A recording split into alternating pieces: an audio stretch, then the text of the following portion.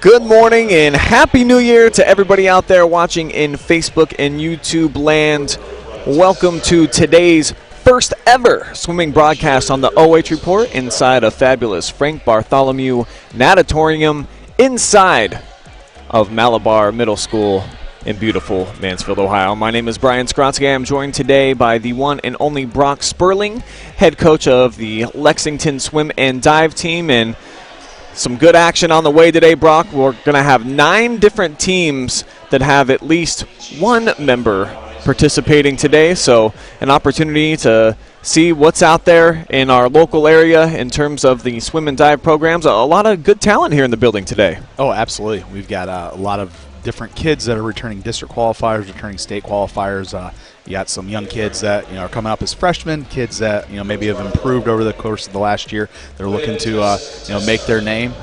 Here we are into January, first meet of 2021. So yeah. This is exciting. Tell me about some of the challenges that you guys have faced in the swimming community. It's tough to get this many teams together. There's no fans in here today. What would you say have been some of the top priorities early in the season trying to get this thing going? Well, first and foremost, it's about the kids, getting the kids opportunities. And what we've seen in our area this year is just due to COVID, we've had some schools that have not been able to field teams this year. And, teams, you'll look at some of the bigger teams in our area. I'll use Ontario. They're here today. They like to go to bigger meets throughout the course of the year, invitationals. Well, the problem is those have all been canceled. And so now what we're doing is we're kind of regulated to doing nothing but dual meets, and that makes it very unfortunate. I can speak personally, at Lexington, we had a meet with Sandusky Perkins, ended up being canceled because we were the only purple county in the state. So that just makes things very difficult in regards to things. But it's getting the kids in the water, getting them the opportunity, looking for facility usage. I know it's been an issue across the state is some facilities are shut down. Schools that utilize college campuses, a lot of colleges were shut down at Thanksgiving, and the kids can't practice. Or you have YMCAs that have been shut down, and teams that use YMCAs to practice, they've not had that opportunity. So the biggest thing is finding time for the kids, getting them in the water, and then trying to find meets. Today, with all these teams here in the building, who's a few individuals to keep an eye on that you talked about some of the returners that went to state a season ago. Who's some of the top dogs that are in here competing today? I think you have to start, we'll look at the girls side here first, as you look at the girls from Ontario and Shelby. On the girls side, you return Bree Trumpower, Amy Evans, Tiffany Whitaker, swimmers like that. They are veterans of the state meet. They were all Ohioans last year. And then you look at Shelby. Shelby returns, they've got Jaden McPherson back, and they've got Raina Hoffman, girls that were at state. On the boys' side, you've got Ross Kuhn, who was, the Firelands Conference Football Player of the Year, also, all Ohioan for Crestview. You also have Chase Blackstone that is back.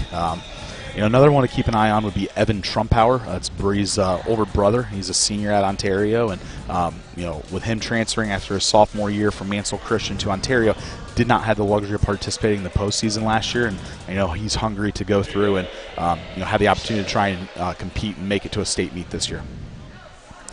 Looks like we are just about set for action here in our first competition of the day. It's going to be the women's 200-yard medley relay. What we'll see here in the medley relays is you'll have 4 swimmers competing for each team. The first swimmer will do 2 lengths of the pool backstroke. The second will swim 2 laps breaststroke. The third swimmer does 2 laps of butterfly, and then the anchor will swim 2 laps of freestyle.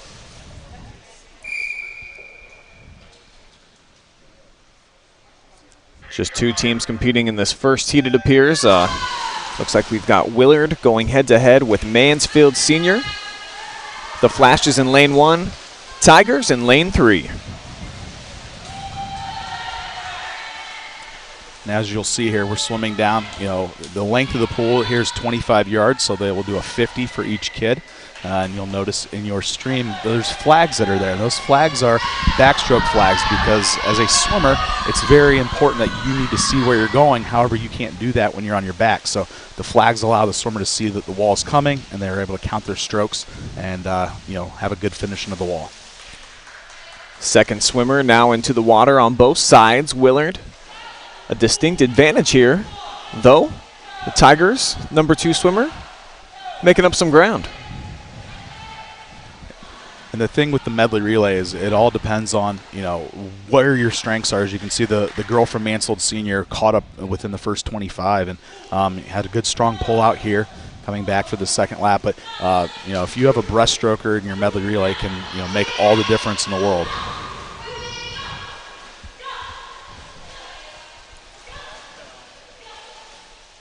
Great job by the second swimmer there for Mansfield Senior.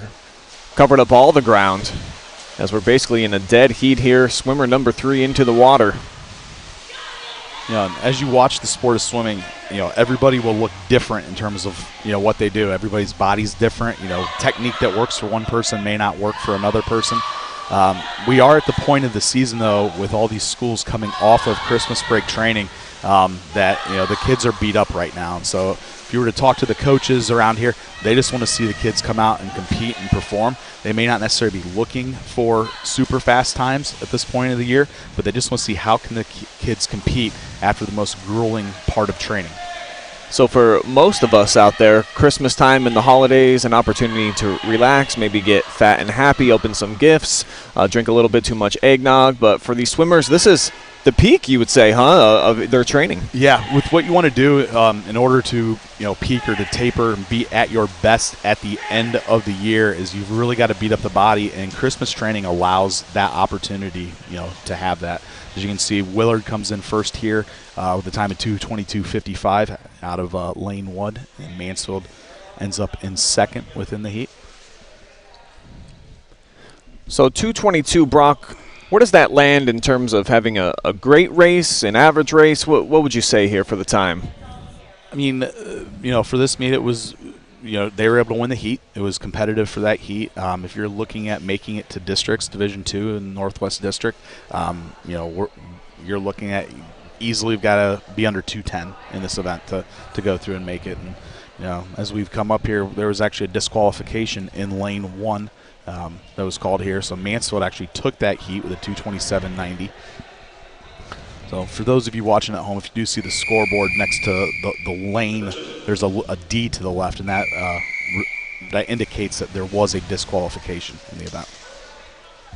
What would lead to a disqualification, Brock? Well, with the medley relay, there's so many different things that can happen just because you have 4 different strokes. So every stroke has their own different infraction.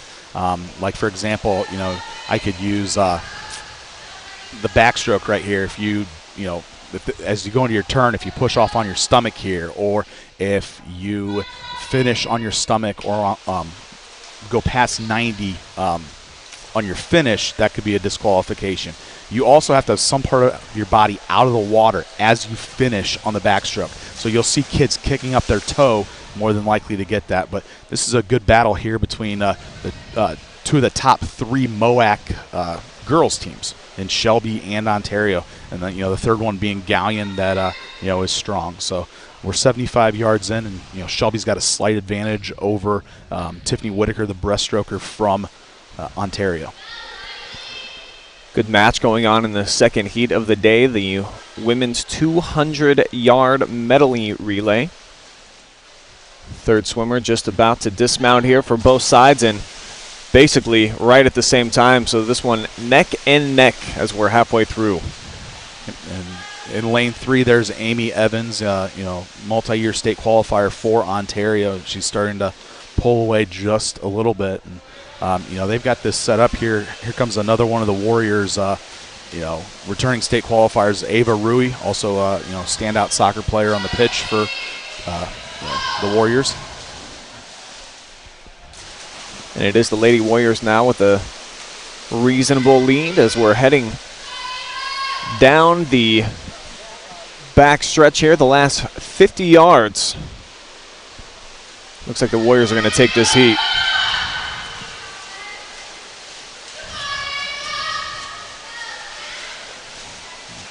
And it will be Rui touching first. So the Lady Warriors in with a time Under 2 minutes. Yep. Solid. Those are both very good swims for the Lady Whippets and the Lady Warriors. I expect to see these two relays, in Bowling Green for our district meet middle of February, and I would not be surprised with a good taper from the Warriors or the Whippets if you may not, or you could potentially see these girls swimming in Canton at the state meet. So a nice MOAC clash right there, separated by approximately 1 second, with the Lady Warriors coming out on top. Well, the thing is, you're going to see those girls duking it out here, just in a few weeks. I know that they've got the MOAC meet. You'll throw the Galion girls in there, and the Galion's got a strong medley as well. I know Ontario has their invite later this year. I'm not sure if Shelby will be there or not, but then these girls will see each other again at sectionals, and then districts. So definitely not the first time they've seen Shelby, definitely not the last time that these girls will see each other. Going to take a look at the boys here.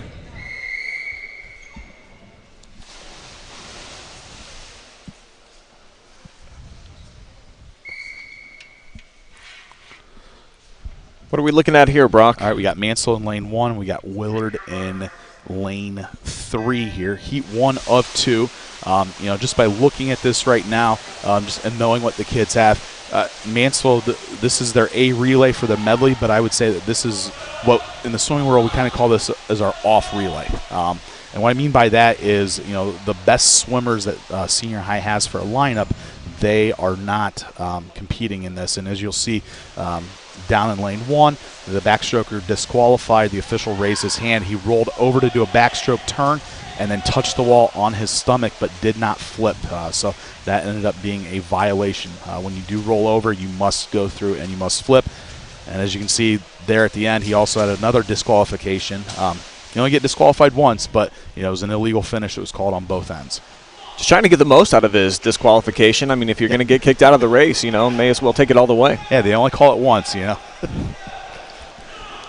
So the Tigers disqualified from the event, but I like that they at least let you to finish it out, get in the work, allow the other swimmers to get into the pool and get their swims in. Yeah, and it's the experience. I mean, you can learn from it. You go through, you get a disqualification, that's fine, but you let the rest of the kids go. It's not necessarily like in track and field where if you have a relay and you have a bad exchange, between the first and second runner with the baton, you're now out. This, they don't sit there and stop the race. And Willard's looking strong here on the early going. They've got a new coach this year in Steve Bauer. He was a longtime assistant, but pretty much Willard is on the boys' side. They're in a complete rebuild mode at this point because they lost their best senior class ever last year, led by Nick Bauer, and so they've got some young pups here, and almost had a false start there because the butterflyer took a second half stroke into the wall. But yeah, so far Willard looks strong. First time seeing them this year. Overheard a little bit of your conversation with their coach, and he was suggesting that for a lot of these kids, this is their first time competing in swimming this season. Yeah, Coach Bauer was saying that for a lot of these kids, the first time they had ever been in the water was on October 31st. Wow. So they've literally had about 2 months. And, for new swimmers, a 2:16 in the medley, that's not too shabby at all for never having, done the sport. So Willard in first. The TY Tigers, of course, DQ'd, though checking in with a time of about 2:23. As we get prepared for Heat 2 of 2, it'll be Ontario going toe-to-toe with Shelby, and the Shelby boys, they got a seed time of 1:44, pretty solid. That is a very solid time. One of the things, we'll see if they can hold on to that 1:44.89. That is a quite impressive time for this time of year. One of the things that, I always talk to my kids about is, be cautious with seed times. At the end of the day, they're numbers. You get some kids that they'll sit there and they will look at a seed time and be like, oh my gosh, this kid is so super fast. And I'm like, it's a number at the end of the day. You've got to still get in the water. You still got to go and race. What can you tell me about venues and how that impacts your time? Certainly in track and field, I've talked to athletes over the years, and they'll say that certain track meets and conditions will play into faster times. Do you feel like that is the case for the pool? Yes, and I think it also, when you look at it, I think one of the first things is you're looking at water temperature. You know, if the water's too warm, it's kind of like you're swimming in a bathtub, all right? And you want the water ideally to be about 78 degrees. A lot of the pools around here, it's going to be higher than that just because they're public facilities that are used by, you know, other individuals. And so, like, when you're doing, like, mornings aerobics classes, you don't want to have 78-degree water. You know, you want it to be a lot colder. One thing you do have to look at is the lane lines. These are designed to eat water and to eat wake, and that is something that some pools will have double lane lines depending on the size of the pool. You also have to look at the gutters and the drainage, you know, is a big factor as well. But then it's also personal preference. You have some kids that they absolutely love one pool versus the other, and that's also like a huge, like, mental gain for them. Like, you know, I love this pool, I'm going to swim fast here. Or other kids have the complete opposite. I don't like this pool, you know, I'm not going to swim fast today. So it's all a mindset. There are a lot of factors. One of the things that you'll look at is depth-wise. And you'll see that, you know, this upcoming summer with the Olympics is, you know, ideally you would like the pool to be about 6 to 8 feet deep all the way across. However, these pools were built back in the 70s. They're utilized for diving as well. So we have to have, you know, the pool be deeper for diving or else the kids would hit the bottom.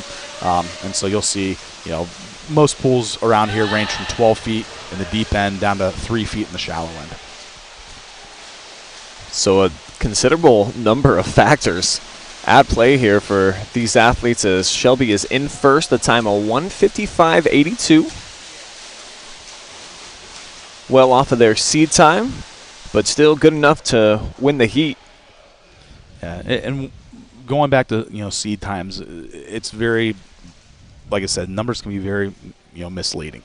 You know, if you only have a team of, say, 6 boys, that allows you to go through and be able to fill 3 relays, and you could split them. But it may be something like I said with the Mansfield relay in Heat 1, that was their off relay, meaning that they didn't have like their 2 best swimmers in it. And so maybe their seed time or the seed times we see here have the best swimmers for each kid. Start getting into the individual events coming up. The women 200-yard freestyle is on the way, where we'll have 4 competitors in the first heat. And some babies, too. A couple of freshmen, 2 sophomores as well. So we'll see the 200 freestyle here. It's the first individual event, and we'll end up having each swimmer will do 8 lengths of the pool freestyle. And this can be a very difficult double for some kids if they swam the medley relay and have to turn right around. You know, here at Malabar, we just have a 6-lane, 25-yard pool. We do not have the luxury of having a warm-up, warm-down pool, where some other pools throughout the state of Ohio, you have that. You got an adjacent pool, or you got an extension onto your pool, or you know, like Ashland University, they've got an L-shaped pool with a separate diving well. Where kids can go up and they can loosen up between events. So sometimes doing this double coming from the medley into the 200 free can be, you know, quite a daunting task. But looking here, I don't think any of the top kids really went through and swam that first event. In lane 2 here, we're looking at Olivia Marshall of Mansfield Senior. Lane 3 will have Alexis McLean of Shelby. Lindsay Vogel from Willard will be in lane 4, and then Haley Henry, sophomore swimmer for the Flashes, participating in lane 5. So the key with the 200 freestyle here is it's not a sprint, but it's not necessarily, you know, a distance event like the 500, you know, that we'll go through and see. What you got to look at in the 200 is you've got to be able to pace yourself. You want to make sure you don't go all out that first 50 because it's going to be a struggle for the last 150 yards. You want to be long and loose that first 100, and then once you hit that third 50, that's when you want to kick it into another gear, and whatever you got left coming home that fourth 50. Appears to be a bit of a grueling event, right around 3 minutes non-stop, just you in the pool, back and forth, back and forth. Yeah. one of the biggest things, like in the 200 as well as the 500, you got to make sure that you are strong that first 50, but you don't want to necessarily back off too much the second 50. You back off, and it's kind of called just kind of settle is what ends up happening. And we just want to make sure that you, as a swimmer, you don't settle. You want to keep building. But so we see here right now, Alexis, McLean, she comes in as the top seed in the heat, and she's got about almost half the pool lead at the 100 mark heading in here. The sophomore McLean looking sharp here in the early going. Second place is Olivia Marshall right now of Mansfield Senior, who has not clocked a time yet this season, so this is her first time competing in this event. And same thing with Haley Henry, her first time. Well, I'm looking at this with Marshall from Mansfield being a freshman. This might be the first time that she's ever swam this event. And, with kids, they'll look at 200s, they'll look at 500s, and look at it as it's a very daunting task to go and compete. But they do more than that in practice on a daily basis. And, they've done more than that warming up here. For the meet as we're coming into the 150 mark here, and McLean continues to build her lead. Just about 10:35 a.m. here, Eastern Standard Time. Early start for us today, Brock. Of course, on a Saturday, is this pretty usual to get swim meets underway early going in the day? Yes, that is something that is pretty typical. Like I said at the beginning of the broadcast, is one of the things that's been difficult are invitationals. One of the things I know my kids have not missed waking up and leaving at 5:30 in the morning and getting home after midnight or 1 a.m. on Sunday, which I miss the competition aspect, but I enjoy that not leaving at 5:30 and getting back on Sunday.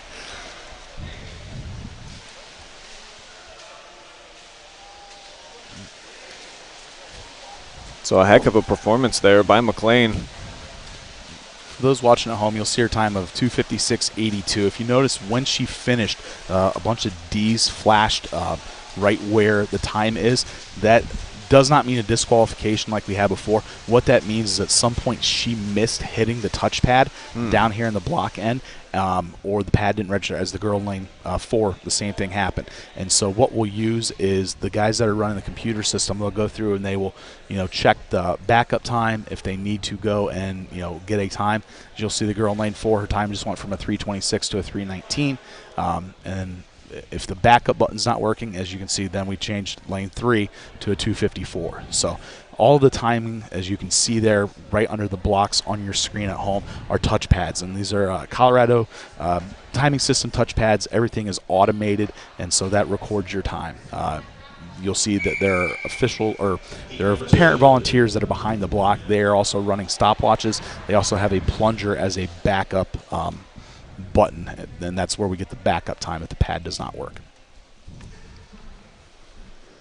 As we get ready for the second heat here, that's who will be competing. Lily Clark, Natalie Link, Bree Trumpauer, who is a name you already mentioned today, of course a stud, and I believe just a sophomore for Ontario. Checks in today with a seed time sub 2 minutes, the only one in this race with a sub 2 time thus far this season.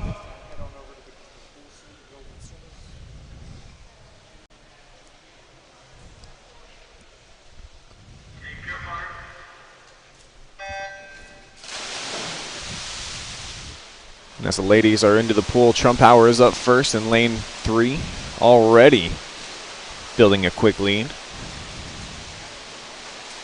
She's getting some nice, open, clean water, getting out in front. One of the things you can see early on, she's attacking her legs. All right, she's using her legs, and she's just taking ownership of this race within the first, 50 yards here. And so she's out right here, 27-4. That's a good, solid split. One thing to keep an eye on, she did kind of breathe into that last turn, caused her to jam the turn just a little bit. But you can see a difference when you're looking at her and just some of the other girls in the pool about who's using their legs, who's not. In swimming, especially in freestyle, when you start to get tired, the first thing that stops are your legs, because you've got to keep moving. So you're going to sit there, you got to use your arms and go from there. 27 and 30 back-to-back splits. Yeah, like you mentioned, you can definitely see Bree. I mean, how fast she flutters those feet. It's just, it's impressive to watch compared to some of the other competitors here in this race. Yeah, and she's just taking control here. I mean, this is an event she qualified for last year for the state meet. Also is a state qualifier in the 100 freestyle as well. Out in the 130, backed off a little bit on that third 50. Really isn't being pushed here. And as swimmers, one of the biggest things, if you don't have somebody in the pool to push yourself, what you're racing is you're racing the clock. All right, because you can always sit there and go a best time or come close to a in-season best time, but our commanding performance here. Her teammate in lane 2, Natalie Link, is second. Coming through, and then McPherson from Shelby looks like she's going to hang on to the bronze medal position. So Trumpauer in a full 50 before some of the competitors here. Yeah, and a time right there of 2:02 coming right out of hard Christmas training, winning by 12 seconds, over your teammate. That's, a very good, solid swim. Each program does their own thing in terms of training, and each kid within each program is in a different spot training-wise. So you can see, Bree is a little bit tired, but, I would say that's the fastest swim we've had in the 200 free in the year 2021. So off to a great start to the new year is Trumpauer as she takes the heat and will win the event here for the Lady Warriors. A nice swim from Haley Damron in lane 5, dropped 8 seconds off of her seed time. Really good swim. The Lady Warriors swam well there. Now we'll jump into the men's 200-yard freestyle. First heat, pair of TY Tigers, a sophomore in lane 2, Cooper Stiegel. In lane 4 will be Reese Avant, a senior, and then Alex Rose sandwiched in between in lane 3, the junior from Ontario. Best time in this heat so far this season belongs to Rose, a 2:22. As we talked at the onset of the meet, with COVID-19 and everything, having kids that are unable to swim, one of the things that we're affected by was programs that are no longer competing this year, and 2 of those schools are Mansfield Christian and Mansfield St. Peter's, and one of those kids, Cooper, who's competing for Mansfield Senior this year, he's actually a Mansfield Christian swimmer. So while Mansfield Christian's not having a team, there's at least Jacob Pearl at Mansfield Senior, his TY Tigers boys program, has now benefited of picking up another swimmer. Seems like Mansfield Senior has been the nice recipient of quite a few athletes from some of the area schools, including St. Peter's and Mansfield Christian, like you mentioned. On the basketball floor, certainly we've seen that have an impact for them, and now in the pool. So Mansfield inheriting some nice talent. I'm sure they're not complaining this season. You watch here, as we talked about, each kid's got a different technique. Alex Rose right there in lane 3 started off the first lap with a nice straight arm freestyle approach. Now he's into a little bit of a gallop stroke. All right, as you can see, he's kind of galloping along through the water. The kid over in lane 4, Reese from Mansfield Senior, he's just kind of very flat in the water. The one difference that we aren't seeing here with these gentlemen that we saw in the previous heat with Trumpauer and Link and McPherson is they're not using their legs as much. All right, you're not creating that white water behind you. They're just kind of dragging them. Quite noticeable as you point that out. Certainly you saw some quick kicks coming from Trumpauer and company in the previous swim. So that would be something as a coach, I imagine, that you would be able to pick up on, tell your kids, a little bit more leg kick, more drive, Brock. Yeah, and I think it's one of those things, and I know this is live, and this will be something that people can go back and watch, but I encourage, any family members that are sitting at home watching this meet today, have your kid go back and rewatch the meet. Watch them swim, because, as a swimmer, you can learn so much by simply watching yourself swim. You can visualize it. You can see things from a different standpoint than when you're actually in the water and, coach is telling you. It's just kind of like, in football and basketball. You watch film. You sit there and think, hey, I didn't miss that blocking assignment. Well, you know what? All of a sudden the eye in the sky does not lie, and you should have down blocked, and you totally whiffed. Same thing here with swimming, as Alex Rose is going to come in here with a nice swim. He's going to end up dropping 8 seconds, take first place here within the heat. The way that the things are working here with this meet is this is a small little invitational type deal, but you take the results from both heats and you're combining them together. So even though Alex finished first in this heat, there are 5 guys in the other heat. That doesn't mean that he's automatically 6th place. He can go through, he can move up, he could pass some of those guys potentially, in the next heat. Stiegel, the last to finish at a 2:46.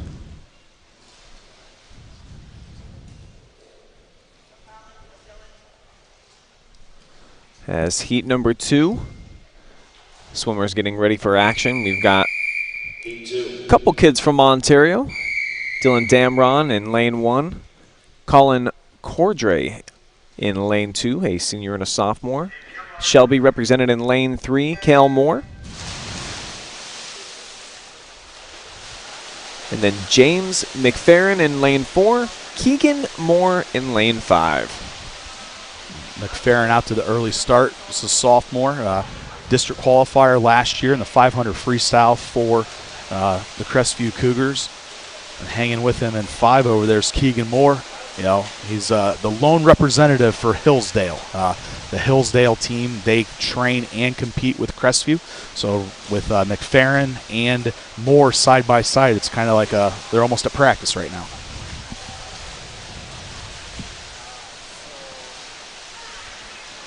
So McFerrin getting ready to make the turn first. How key is that push off in the freestyle, Brock? If you can stay underwater longer, is that of benefit?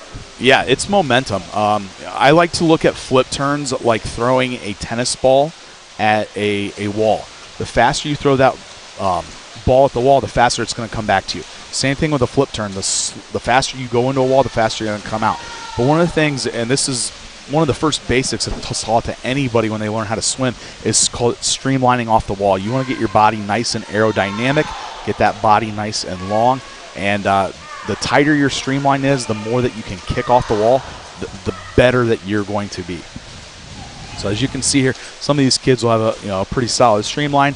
McFerrin, streamline, a little bit of legs. Cordray, streamline, didn't use his legs. The one difference is you look at the two of them, then you look at Keegan Moore, is that they didn't breathe off their turn. Sometimes when you pop up and you take a breath right away off the wall, it's going to set the tone for the rest of that lap or the rest of where it's at. You'll look at every kid here, you'll see, hey, some kids are breathing every stroke, others aren't. You'll see that they're all over the place. Coming in here, James McFerrin, nice 5-second drop. Cordray goes through. He's got a 4-second drop. We've got Keegan Moore here. He drops 7 seconds. Okay. Excellent times. I do know Cordray has been out quite a little bit. He had a injury where he was in a cast for a few weeks. So, for him to get back into the water, it's got to be very encouraging. You look down and see some smiles. I'm sure coach has got to be very, very happy with the results of, those swims. McFerrin with a 2:04, the winner right there. About a full second ahead of Cordray from Ontario, the sophomore.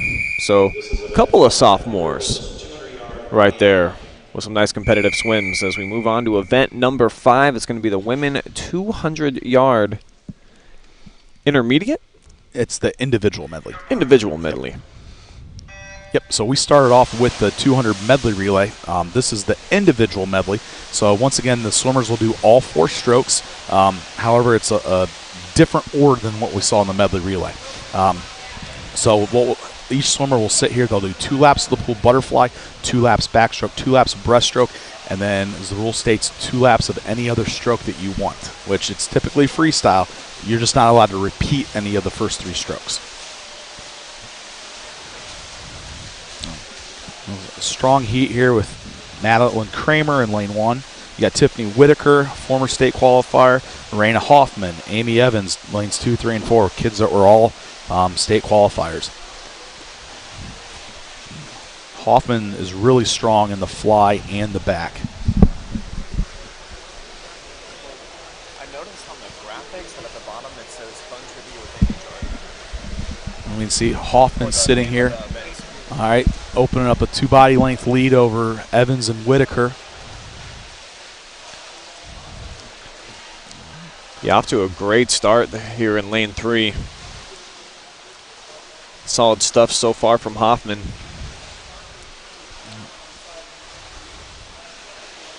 And see, this is where it's a little bit different. Hoffman got a nice big lead for her going on here. Oftentimes you'll see kids that are breaststrokers, which are what Evans and Whitaker are. They will tend to close the gap here in the breaststroke. And the name of the game in freestyle is all about coming back through. So as you can see, Evans is she's closing the gap a little bit. She's making it closer than it was at the 100 mark. But Hoffman just had too big of a lead that she really executed and took advantage of during the backstroke leg. For those of us that have never taken a swimming lesson, Brock, describe to me in words the breaststroke. What are you looking to get out of that one? Well, when you start with little kids, they like to call it the froggy stroke because it kind of looks like you're a frog swimming. It's one of those that everybody likes to do it. It's either you can do it or you can't do it. I was one I could never swim breaststroke. I would take 1 stroke forward, go 2 strokes back. I was just, all over the place as Hoffman comes in here, cruises to a 2:22.14.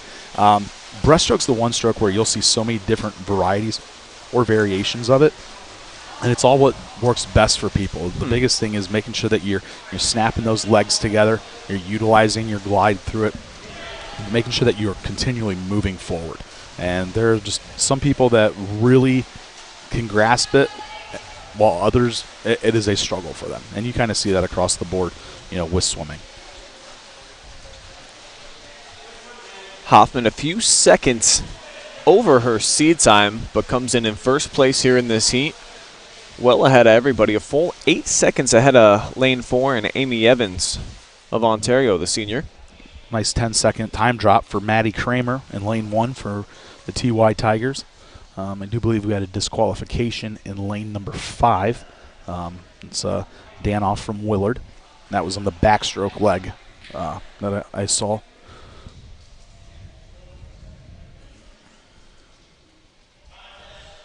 So the individual medley on the way now for the men, 200-yard variety.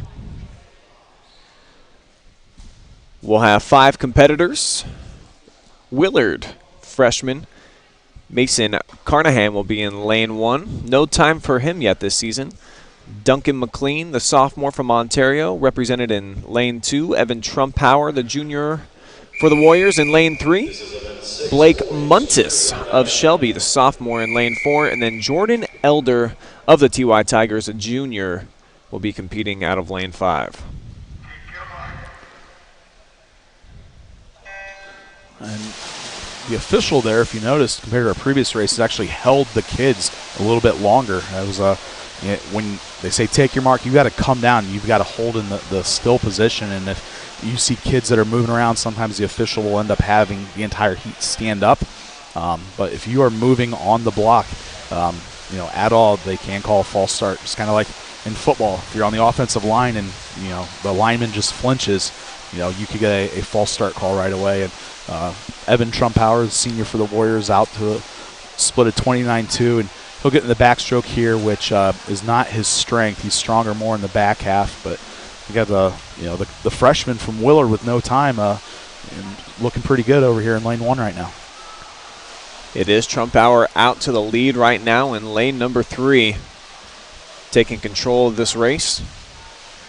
Better battle for second place right now going on between Carnahan and then up in lane 4, Blake Muntis of Shelby. Got the 2 former NOL schools duking it out there. Great conference. It's been kind of wild over the last 10 years how much the conferences have shifted around, and teams that competed against each other for 50 years, 60, 70, 80 in some cases, now seems like jumping ship every few years trying to find a new home, Brock. It's been pretty interesting to watch. Well, and, you look at Willard here. Willard's in the SBC. Shelby was up there with them for, a few years. And Shelby's now in the MOAC. We'll see coming up here in a little bit Crestline. Crestline's in the Mid-Buckeye Conference, which, however, I don't think they're having a league meet this year because they don't have enough teams. Lucas doesn't offer swimming. Crestline's got a few swimmers. Loudonville's got one. And then with Mansfield Christian and Mansfield St. Peter's not having squads, they don't have enough teams to field a league championship. So, those Crestline kids, they don't have that opportunity. Madison Smith, who we'll see here a little bit later on from Loudonville, they don't have an opportunity for a league championship. That's kind of unfortunate. And then Trumpower's going to have a nice season best time here, 2:17.02. It's a really good swim for Evan this time of year. The Warrior, the only swimmer done so far, up in lane 4. Muntis is about to check in, finish up his time with a 2:34. He dropped time, and then Carnahan, outside smoke there coming in. All right, ends up first time swimming the event this year, but comes in third overall, breaks 2:40. Good solid swim for the freshman.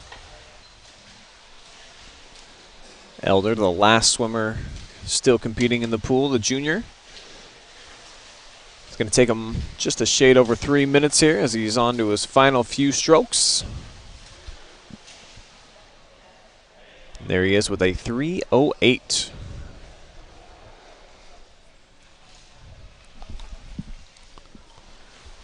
So some room to improve for Elder, 4 seconds above his seed time. Coming up next, an exciting one, the women 50-yard freestyle. Going to have 3 heats here for the ladies. Heat number 1 will feature Leah Smith of Willard in lane 2, Christy Travis for Mansfield Senior in lane 3, and Elizabeth Dotherman, Junior Lady Tiger, competing in lane 4. Next to Ava Long of Shelby, competing in this event for the first time this season. Travis right now with the best time in this heat. Just a shade under 38 seconds is her best so far this season.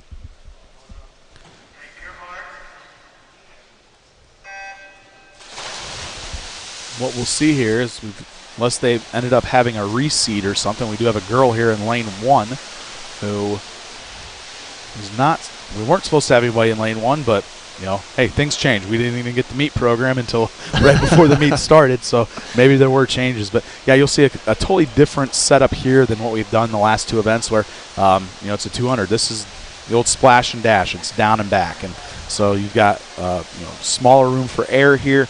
Little mistakes can, really end up costing you. And I think we'll see that more as we get into some of the later heats. Nice swim there in lane 5 from Ava Long of Shelby. Her first time competing this season in a 33:45, tops in this race.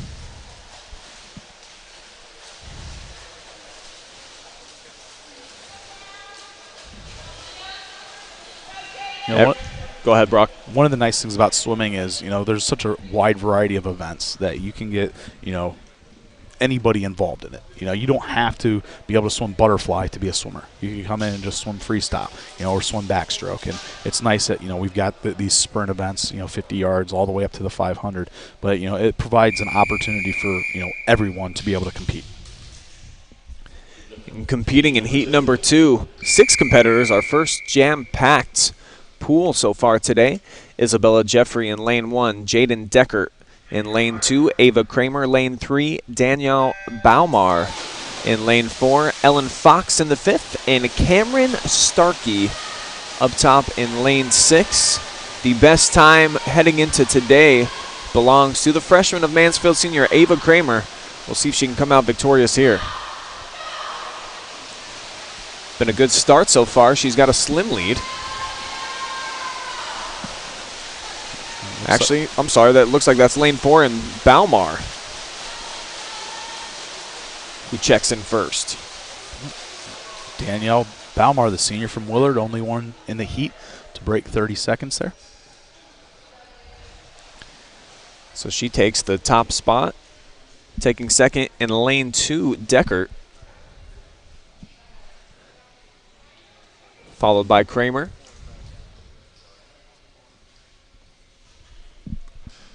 Good race, fun race. I like these fast ones, Brock.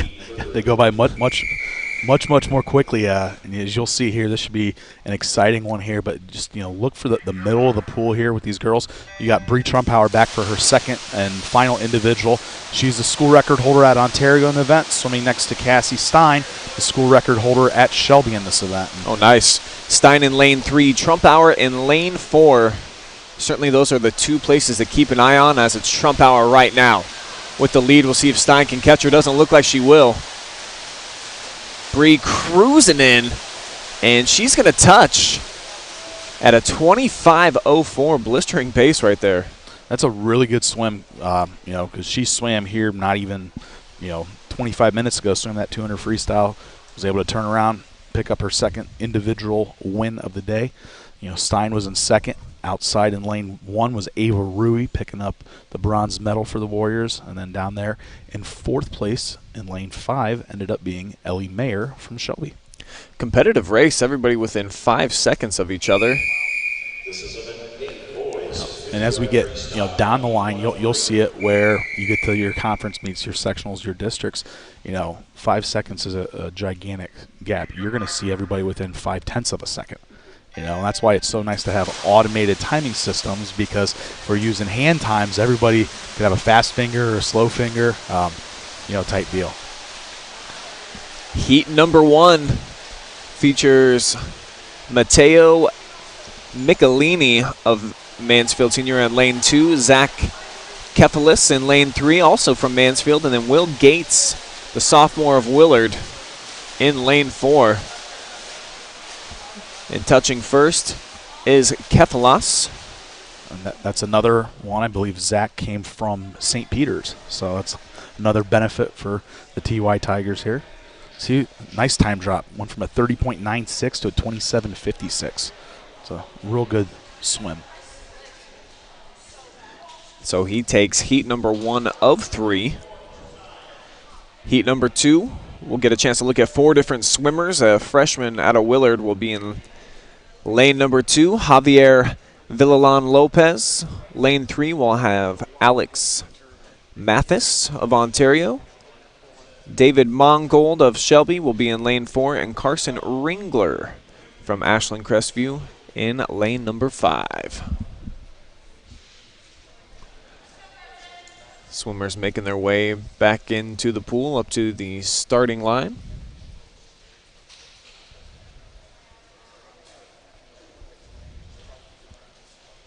How much emphasis do you put in training on the initial dive and descent into the pool, Brock? How key is this? It depends on which event you are swimming. If you're a distance swimmer, the start is not as crucial as being a sprinter. And so here in the 50, there are really 3 key components to the 50. And it's your start, your turn, and your finish.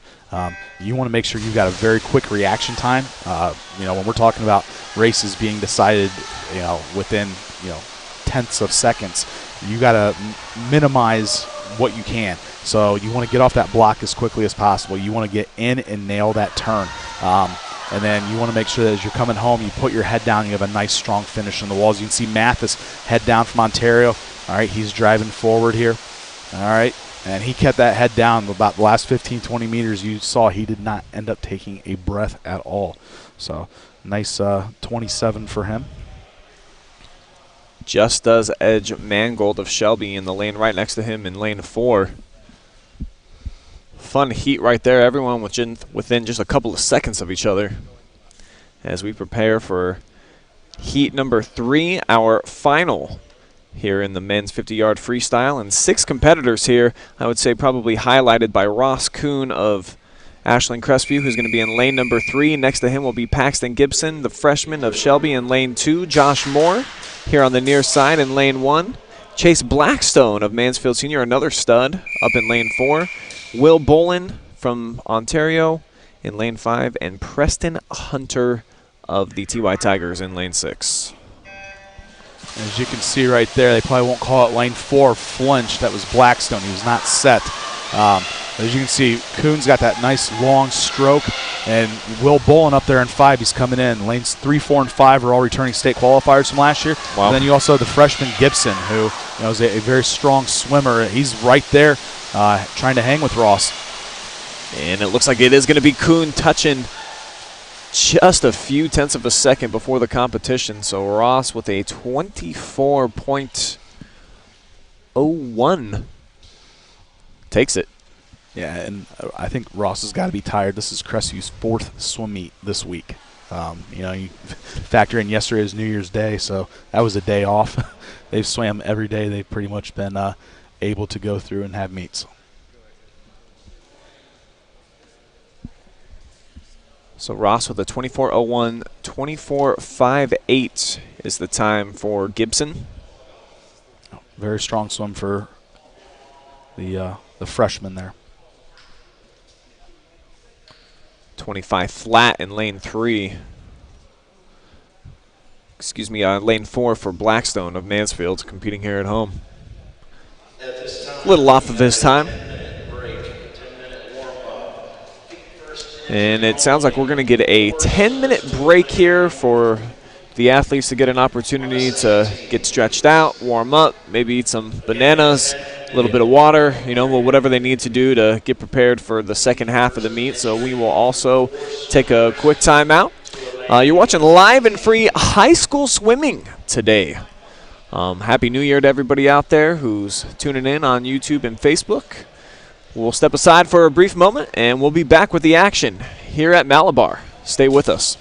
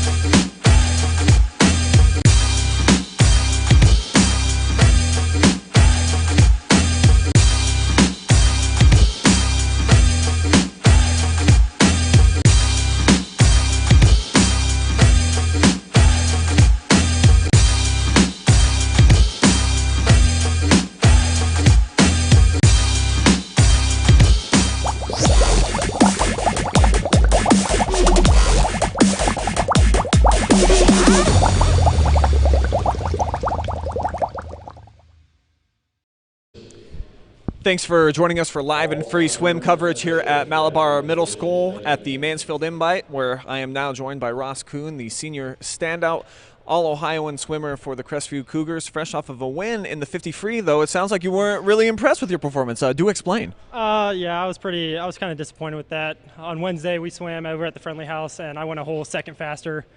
Just 4 meets this week, a lot of 3-hour practices. It's been pretty rough this week for Christmas training, but we're just out here trying to make the most of the opportunity and got to get a little bit of experience in before we come back and swim sectional. So it's good. It's a good experience to be swimming here at Malabar. How key do you think it is to get in weeks like this? You mentioned you're tired, it's the end of the week, you've been competing a lot, but to get the actual competition in, go head-to-head with some other studs, how valuable do you think this is for you? Oh, it's very valuable. You know, with COVID, we don't have a lot of meets like we would in normal season, so you have to make the most out of all of them because it's kind of hard to stay motivated, just practice with no meets. So it's really nice being able to, even though we did have a lot of meets this week, just being able to swim all of those and get some racing in. And tell me about, as a senior now, you know, such a great career for you so far, taking it to the next level. What in your training has changed? How are you going about taking that next step? I'm really trying to work on my my underwaters. Really, I think I have a good stroke. So, and now it's all about getting that underwaters, getting that little extra edge where I can. So, it's really what I've been working on lately. All right, Ross Kuhn of the Crestview Cougars, fresh off of a 50-meter win. We're going to take a quick timeout. Actually, let's just keep it here. It looks like the swimmer's getting back into the pool for our next event. Thanks for joining us, Ross. You're welcome. So we're going to toss it over now to Brock Spurling, standing by to get us kicked off for the start of the next event. This is event 11, girls. In lane 2, you've got lane 2's Haley Dameron. Lane 3 from Ontario is Amy Evans. Madison Smith from Loudonville is in 4. And Zoe McNary from Shelby's in lane 5. When you look at here, Madison Smith, she's the lone swimmer for Loudonville.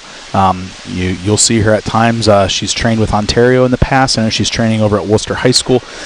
She's out of the Northeast District, and actually was a state qualifier last year in this event. You look at Amy Evans, year-round swimmer, trains out of the Columbus area, and I know she's looking to make it to Canton individually this year as well as back on relays.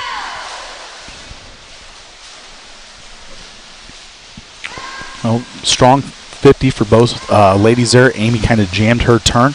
All right, the biggest key here in the butterfly is making sure that you keep a nice consistent stroke and that you're using your hips. All right, and here we are dead even heading into the last 25 between these two girls, and a nice underwater for Amy there.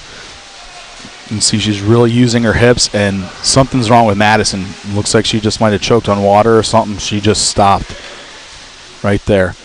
So it's going to give Evans the victory as she touches in at a 1:03. Just slightly ahead of her seed time, pretty much right on time for her, right on par. And unfortunate for Madison, got right there at the end, Brock, and had to pull up about 15 yards shy of the finish. I'm wondering if something happened on her turn, on her underwater, because Amy ended up beating her off the turn, but then when Madison came up, she just took a stroke that just looked very irregular for her. So I think maybe choked on water, but we got the lifeguard over there, coaches are over there. Hopefully everything is all right with her.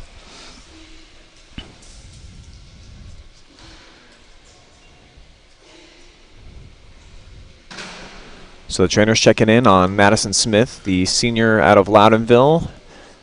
Fellow class of 2021 graduate, Amy Evans. Nice swim there for Ontario. And a couple of freshmen around them, Haley Dameron in lane number 2, and then Zoe McNary in lane 5 of Shelby, checking in with times of 1:11 and 1:17 respectively.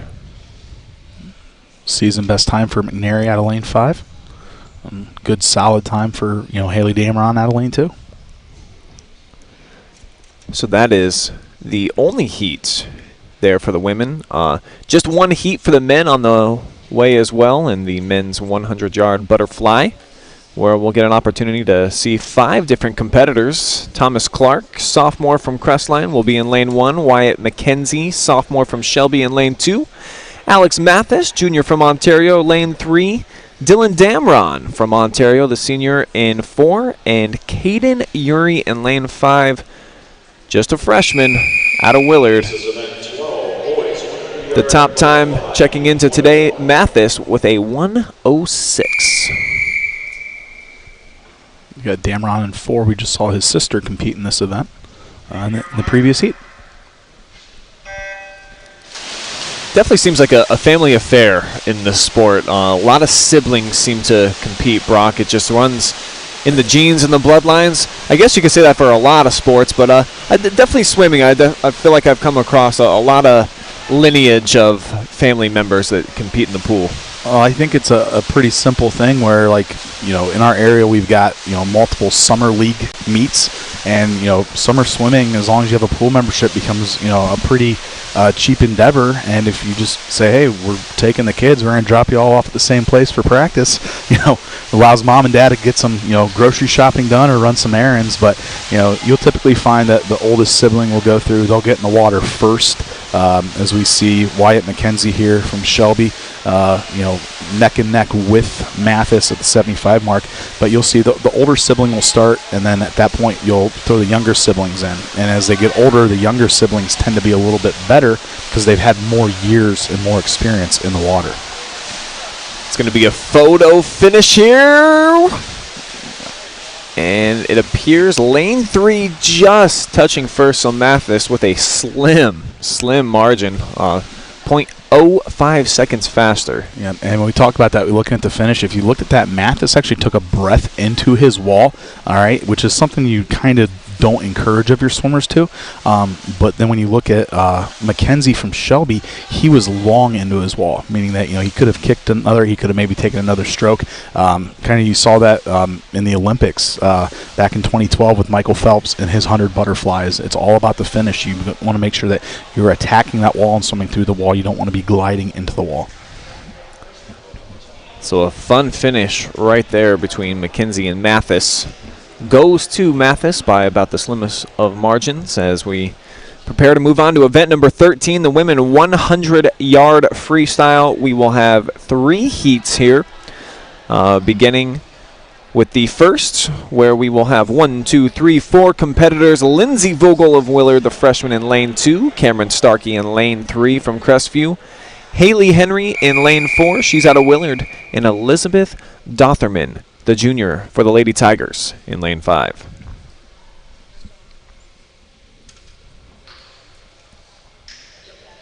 This is event 13, girls. It looks like, just like in the 50 free, we've got another girl in lane 1 that was not originally in our heat sheet. But if 2020 taught us anything, Brock, it's to maneuver with the times and just to get down with the constant changes. So expect the unexpected. That's absolutely go with right. the flow. So just like the 50 free, this is a sprint. It's more of a controlled sprint in that you're doing 4 lengths of the pool as opposed to just 2. And it's really it's one of my favorite races, to watch. I really like watching the 100 freestyle with kids. Because sometimes you may have a kid that's a really good 50 freestyler, but they can't translate it into a 100. Or you've got a kid that might be really good in the 200, but maybe not so strong in the 50, but they're pretty solid in the 100. So it's just who can put it all together. When you look at the 100, this third lap is really, really crucial. A lot of people will go out strong that first 50. It's what do you have on this third lap? Can you go to your legs? Can you put your face down in the water? Can you get after it? And so we see here Starkey from Crestview in lane 3 is opening up about a body length lead at the 75 mark. she's got the turn first. Nice edge. She can keep up this pace. Certainly will be the winner of this heat. Yeah, and you can see she's really using her legs now. If we just, if she put that face in the water, she'd be moving, so much quicker through the water. But she's going to have a nice solid swim here. Nice 3-second time drop for her. So Starkey, first mystery swimmer in lane 1, checks in at number 2. And everybody in that heat within less than 4 seconds of each other.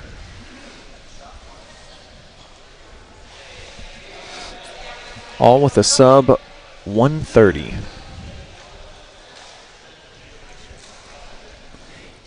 Heat number 2 of 3 will be a jam-packed pool. Ava Kramer in lane 1, Zeta Anderson in 2, Shelby Kieber, lane 3, Danielle Baumar in lane 4, Lily Clark in lane 5, and Isabella Jeffrey, the lone freshman here in this heat, from Crestline in lane 6. Yeah, as we progress through the heats here, the way that the heats are seated in swimming is the middle lanes are your top seeds, but it's also seeded from the first heat to the last heat of the event. It's seeded from slowest to fastest in terms of things. So as you can kind of see here, lane 3 is the top seed, lane 4 is the second, and then it's almost like a flying V out of there. So when you start to see a kid in lane 1, a kid in lane 6, fly up from the outside, they're putting together a pretty special race compared to where they're at. As Kiever's just kind of taking this race over, and it's a nice thing when you're in the middle of the pool and you can get a nice strong lead and get out and get clean water where you don't have anybody that's pushing the water into your lane. That's always a good feeling. It's going to allow you to move a little bit quicker through the water. Shelby Kiever blowing away the competition. She's going to blow away her top time for the year. I mean, this is a full 6 seconds below. Checking in at number 2, Danielle Baumar of Willard, the only senior in this race. In third place, down here in lane 1, Ava Kramer of Mansfield Senior, freshman. Trimmed a couple of seconds off of her best time of the season. Will set us up for heat number 3 of 3. Again, it will be a jam-packed pool with Ava Rui in lane 1, Natalie Link lane 2, Cassie Stein in lane 3, Riley Lewis right next to her in lane 4, another Shelby girl, so lanes 3, 4, and 5, all Lady Whippets. It's going to be Ellie Mayer and then Ellie Martinez, the sophomore of Ontario, in lane 6. So 3 Lady Warriors, 3 Lady Whippets take the pool. Now this is kind of like a dual meet here. You do swimming, you got 3 from one school, 3 from the other. As we talked about, a little mini preview of what the MOAC is going to look like. But early on, you got lane 3, Cassie Steins, out to the lead. Right behind her, you got Riley Lewis. But look out for those Ontario girls here on the outside. Rui's right there, and we're kind of in a dead heat for second place behind Stein right now. Certainly is a battle for second, as Stein a little bit of a cushion, about a body's length between her and the rest of the competitors, but some dead heats in the second place battle right here. Just about everybody turning at the same time.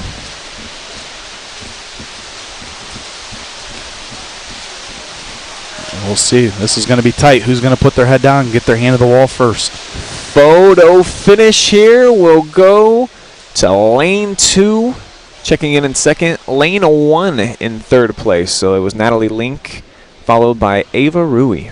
When you look at the overall results of things, Shelby Kiever, who won our previous heat, she actually ended up placing second overall, as her time ended up beating out her 2 teammates. So as we talked about, having that clean water, being able to get out and to swim, that was very beneficial to Shelby, and it ended up vaulting her from the 7th seed all the way up to second. At the final heat of the women 100-yard freestyle, we'll move on to the men's. Just 2 heats here. Both will feature packed pools, with some of the younger swimmers taking the water now. Will Gates in lane 1, Thomas Clark in 2, Javier Villalon Lopez in lane 3, Carson Ringler in 4, Mateo Michelini in 5, and Cooper Stiegel of Mansfield Senior in lane 6. Top time heading into this event, the freshman in the middle, lane 3. That's Villalon Lopez. Talking to Coach Bauer, I think this is one of the kids, he said that it was the first time that he's ever swam was 2 months ago, October 31st, and he's already down to a 106 on the 100 free. So, it's very, very promising to only spend 2 months working at this sport and to already be down to a 106, and he's out first at a 30.85. We'll see if he's able to finish here and hang on, and if he can improve that time from a 106, or if Carson Ringler from Crestview, if he can somehow, ring him in here. It is a nice competition going on up top. But it does look like the freshman might just be pulling away here at the end, and he will. So Villan Lopez showing some natural ability, just getting into the start of his career. Yes, and as a freshman, hopefully it's something, he sticks with it, and, it'll be interesting to see what can he do down the road. I know the clock says a 106.70, but the pad didn't register. I would not be surprised if this is, actually faster. Maybe he's down to a 105. We'll see. Like to say hello to everybody out there watching on Facebook and YouTube today. Our first ever live and free swim meet here on the OH Report. My name is Brian Skowronski, joined by Lexington swim and dive coach Brock Spurling today, helping me sound intelligent, like we know what we're talking about. At least half of our broadcasting crew understands what we're looking at here, Brock, in terms of the strokes and the methods of madness in the pool. And another fun race, at least the freestyle. I think everybody kind of understands what goes into this one, and just all about speed and breathing. Is that fair to say? Yeah, I'd say a lot of grit and determination. When you look at this, I wouldn't be shocked to see a really great swim out of lane 1 out of Paxton Gibson. We saw him push Ross Kuhn in the 50 earlier. In lane 4, it's the first time we've seen Noah Anderson today swimming for Mansfield. Will Bolin, he's, the sprinter leader for Ontario. And then, you got Cordray over there in lane 5 who had a nice time drop in the 200 free earlier.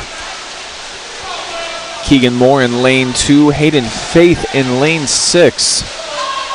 And right now it's lanes 3 and 4, neck and neck for the lead. About 2 or 3 different swimmers not too far behind in second place, and now lane 1 has caught up. It is Gibson. And he's kind of got that clean water on the outside, but he's going up here against 2 seniors in the middle of the pool.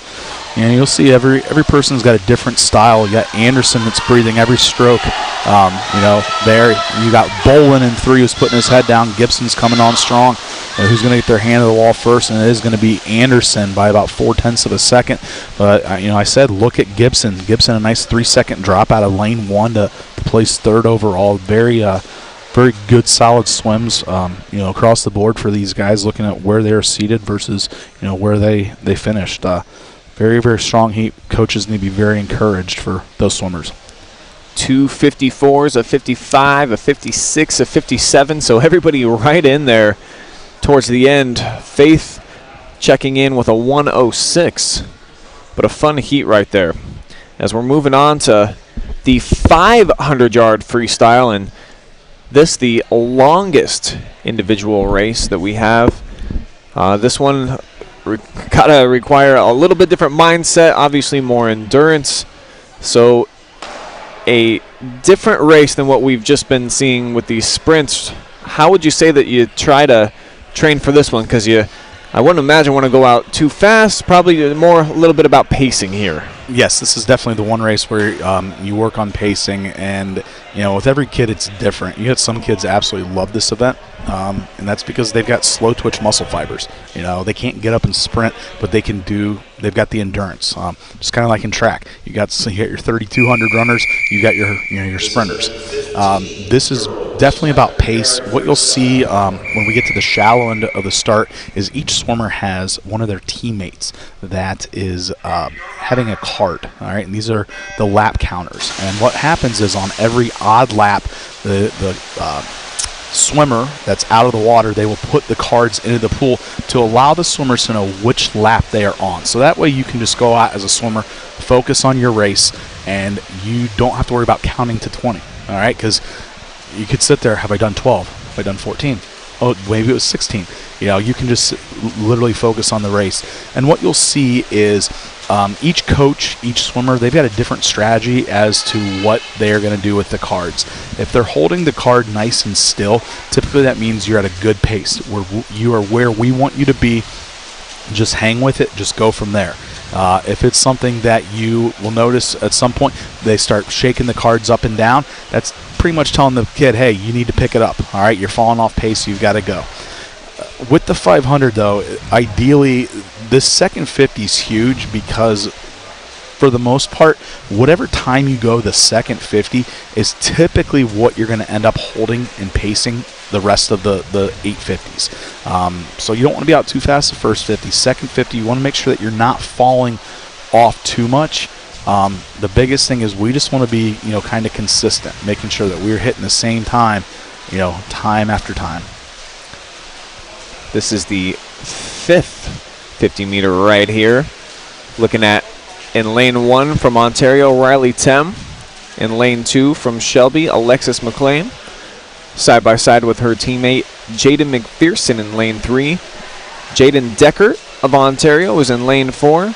And from Mansfield Senior, Olivia Marshall swimming in lane 5, a freshman for the Tigers, the youngest competitor in this particular heat. You'll see each kid with a different style of strategy here. You look at McPherson right here. She's sitting here swimming. She is doing what's known as bilateral breathing, and that she's breathing to both sides. So you'll see she'll take 2 strokes to the left, then she'll take 2 or 3 strokes, no breathing, and then take 2 strokes the other way. Other swimmers like Jaden in lane 4 or Riley here in 1, they're breathing every single stroke. One of the key things is making sure that when you have a breathing pattern in an event like the 500 is making sure that you stay consistent with it. You trust your training, you trust the process. You don't want to sit there and do something for the first 200 yards and then all of a sudden go away from the game plan because you don't feel comfortable. It's something you've got to just stick with it. I would say that's the biggest discrepancy and part of the strategy that I've noticed here is when to take a breath, how you take your breath. Is that all just a matter of feel that's on an individual by individual basis, or would you say that certain coaches like to implement different breathing strategies? It's something that, now that we can say that it's 2021, this is an Olympic year. I mean, I know we were saying that this time last year, hopefully we get to have an Olympics. Each time we have an Olympic year, people always watch swimming. It ends up being one of the most popular sports and everything like that. And what we see is people will go through, and I know he's retired, but they're like, well, Michael Phelps breathes every stroke, so my 8-year-old or my 9-year-old needs to do that. Well, no, Michael Phelps is a grown man. Sure. He has trained for that. His body is muscular. He can do that. I said, we can't sit here and do that. So what I'm getting at is every kid is different. Every event's different. One of the things I don't like, and this is just me personally as a coach, I don't like my kids to breathe into or off their walls. And that goes back to the momentum thing. Because I feel if you do breathing into the walls, you're losing momentum in. You lose momentum in, now you're losing momentum out. We want to use the walls to help us swim underwater and make sure that we are doing more kicking underwater, less swimming on top of the surface. This is lap 13 now, and in the lead is McPherson. Followed closely behind by Deckert. So just for those watching at home, a few things that you will see here, if you're not familiar with swimming, is talking about the cards. When we end up getting down to when they're on lap 19, instead of flashing the number 19, you'll end up seeing an orange or red colored sign that will end up telling the swimmer that, hey, guess what? This is your last lap, your last turn. Kick it into gear, everything you got. What you'll also hear, and this is in case the kids doesn't have a lap counter, is whoever the meet referee is, they will ring a bell when a swimmer has 50 yards plus 5 yards remaining. And that will stay from the time that the kid hits the flags into the wall and then come off of it. So we should be seeing that coming up here within about the next 30 seconds or so. This obviously the most grueling race that we will see here today. 500 yards is what these ladies are doing right now.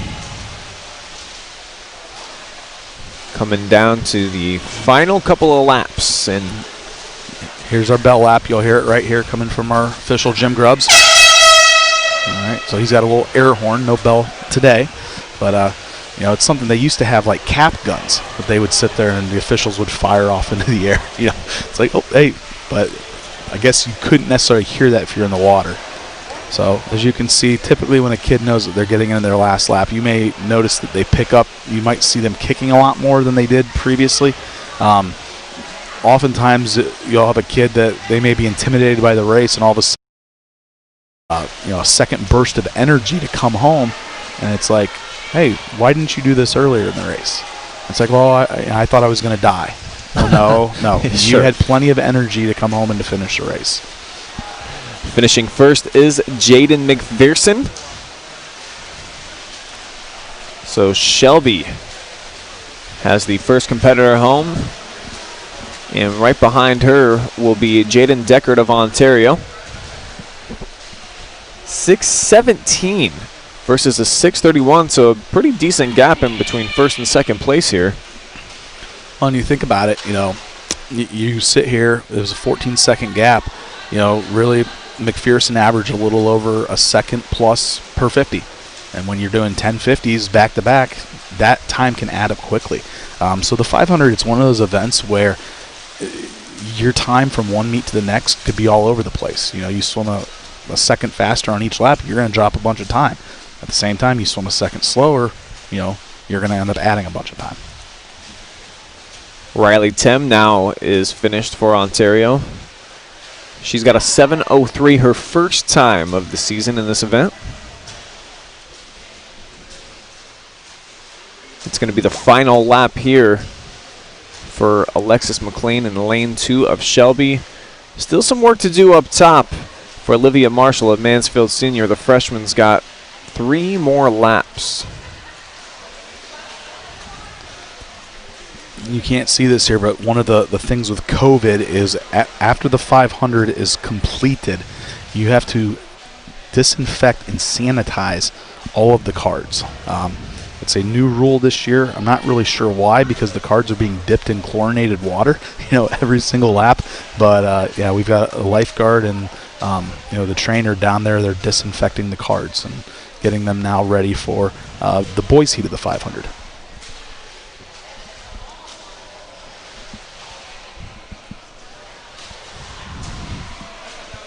It's going to be the last 50 meters on the way for Marshall, who is the last competitor remaining in the pool. This looks like a brutally exhausting event, Brock. I don't know that I would have the willpower to get through 20 laps here. This is just the high school format. There are longer events out there. The longest event in our sport is the 1650, which is the mile. Wow. Which is that's 66 total laps. That's doing a lot of staring at the black line in the bottom of the pool, going back and forth. It's totally different than running, a mile on a track where you just, you're running 4 laps. Here it's 66 laps. Lap number 20 now in the books for everybody. 9:09 is the time for Marshall, as the boys have now made their way in. About to take the starting blocks, and we'll see Preston Hunter of Mansfield Senior in lane 1. Hunter Pettit of Ontario in lane 2. James McFerrin in lane 3. Blake Muntis, lane 4. And Ty Cox in lane 5.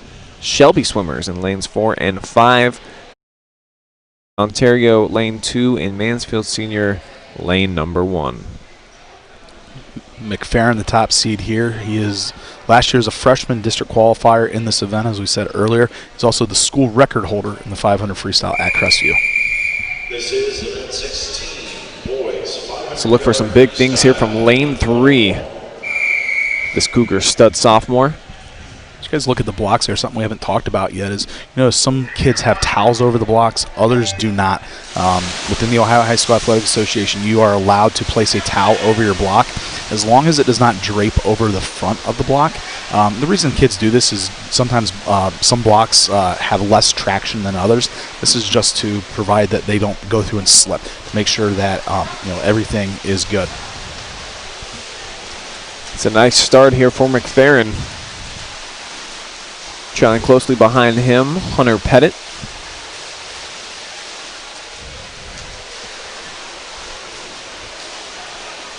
McFerrin with a 5:59 this season, as you already mentioned, the tops in this heat so far in the 2020-21 campaign. And already 3 laps down for the Cougar. You know, one of the things with the bilateral breathing is it's nice to breathe to both sides. You know, you're not supposed to necessarily look at your competition, but by doing 20 laps here, if you're only breathing one direction, you're only going to see who's on one side of you half the race. By being able to breathe to both sides, you can, you know, take a quick peek here or there and know where your competition is, know somebody's like sneaking up on you. Now, in terms of the seeding, putting the top seeds in lanes 3 and 4, is that so that they have a better vantage point of looking at their competition, or is there less wake in the middle of the pool, Brock? It's more of just with how it's seated. You know, you're seated 3, 4, 2, 5, 1, 6 in a 6-lane pool. You know, they want the competition to be closest together in the middle. Plus, you've got lane ropes on either side of you. If you notice, lanes 1 and 6, they have, you know, all on 3 sides and 1 lane rope. Here, you've got 2 lane ropes and 2 walls. But I mean, if you do look at lane 6 is the widest lane of any of them here. There's actually a little bit more space over on that side than we see, but it's more of to middle of the pool, get your kids there. You know, out in the 211, good solid swim for McFerrin right now, sitting here holding 34s. Already getting near the midway point of his swim. Sizable lead. I'd say a good 15-yard advantage right now for McFerrin. And each kid's got a different mindset when it comes to, you know, swimming the 500. There's some kids that they want to try to lap everybody in the race. You know, they want to try to go through and, you know, I'm going to go out and put the hammer down. So holding another 34 consistent, good to see.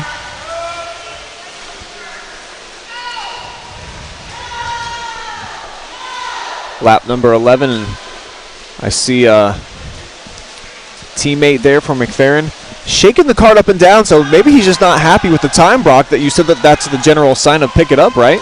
Yeah, and I mean, that's strategies that coaches will sit there and will have with kids. Typically, you want to have somebody that's doing your cards. You want them to be consistent, somebody that's done them before. And so, you know, Ross is doing James's cards down there. They probably know, hey, these are the times or these are the splits that we want James to hold or we want any kid to hold. And so it's one of those that, you know, either the coach is telling him to pick it up or Ross knows, hey, James needs to be hitting these splits each 50. He's not hitting them. Let's try to have him pick something up. And, you know, he's trying to go to his legs a little bit more, but you can tell just from a stamina standpoint, he's starting to get a little tired. And I think knowing Ross a little bit that I do, he's probably one of those kids that's just always shaking the card that just says, can't you go a little bit faster always? Yeah. Pick it up. Right now, McFerrin crushing the competition. Got a nice sizable lead here as most of the competitors about a lap behind, some 2.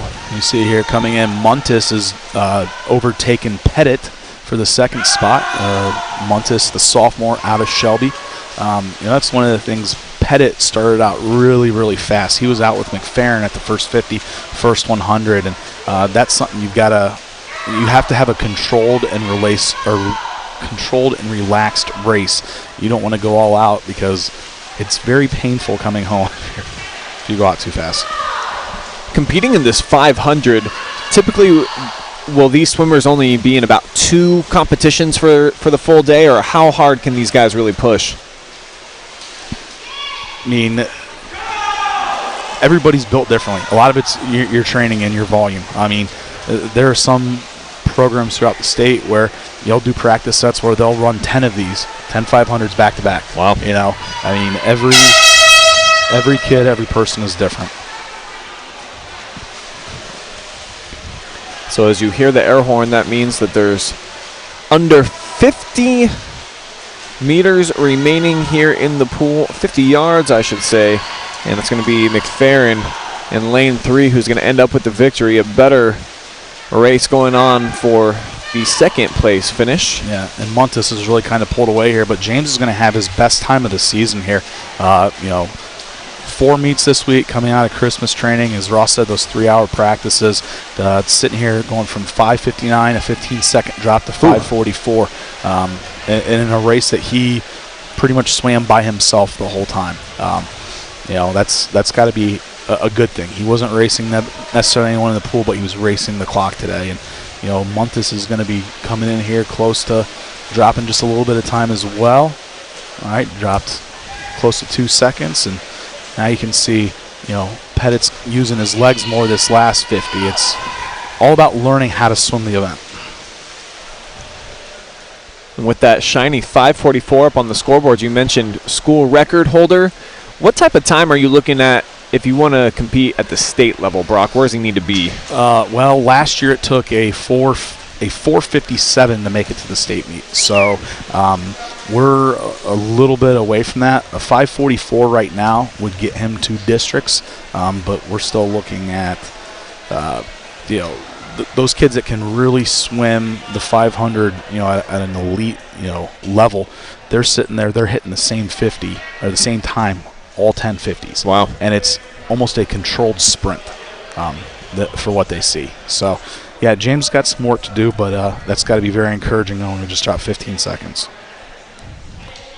So the grueling events now in our rear view as we're going to move on to event number 17. It's the women 200-yard freestyle relay. And oh, hey there, fan zone, dropping in out of the sky. People cheering on some Willard flashes I see out there, including Luana Smith cheering on Leah. Good job, Mateo, says Angel Luis Caraballo and her pretty dog.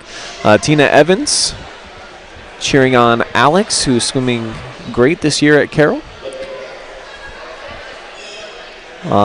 Carol here says, this is awesome. Thanks for broadcasting the meet. It is our pleasure to bring this to you live and free here on the OH Report, and it's been a fun time. There's Austin.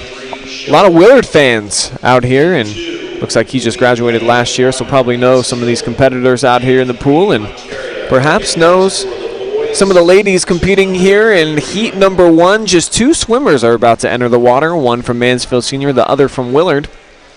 Yeah, this is not typical for a normal year. As you see, there's only 4 entries total in this event. We're doing 2 in one lane, 2 in one heat, 2 in another.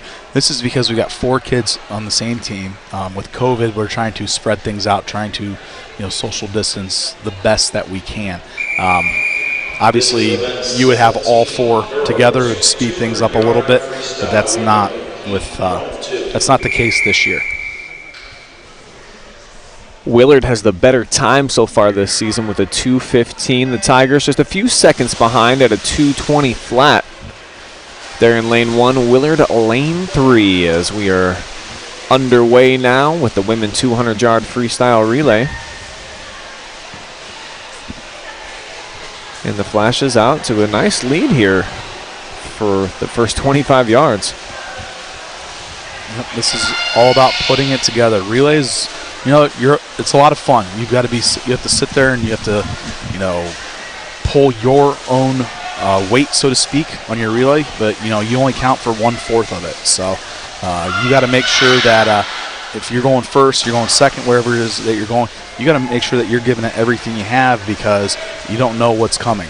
So just because Mansfield's got a lead here early on in lane 1 doesn't mean that they need to let off the gas. They got to keep it going and see what they can do here.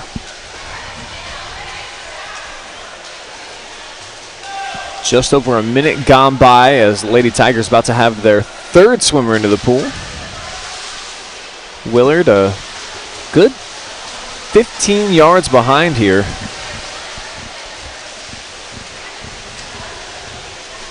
So Mansfield picking up the pace. Looks like they're going to drop time from their best so far of the season, as mentioned, at 2:20. Anytime you can drop any time, that's a positive. That's one of the nice things about a sport like swimming is you get to see like your results right away. you swam the 100 freestyle last week and it took you 1 minute and 15 seconds to do, and you swim it today, you go 1:12. You know, hey, right away, I've gotten better. You know, in other sports, you may not necessarily see the results. And as you can see, Willard did a nice job of catching up with that third leg. And here comes the Willard anchor. Looks like they're going to surpass Mansfield Senior here and have a nice little come-from-behind victory in Heat 1 of the girls' 200 freestyle relay.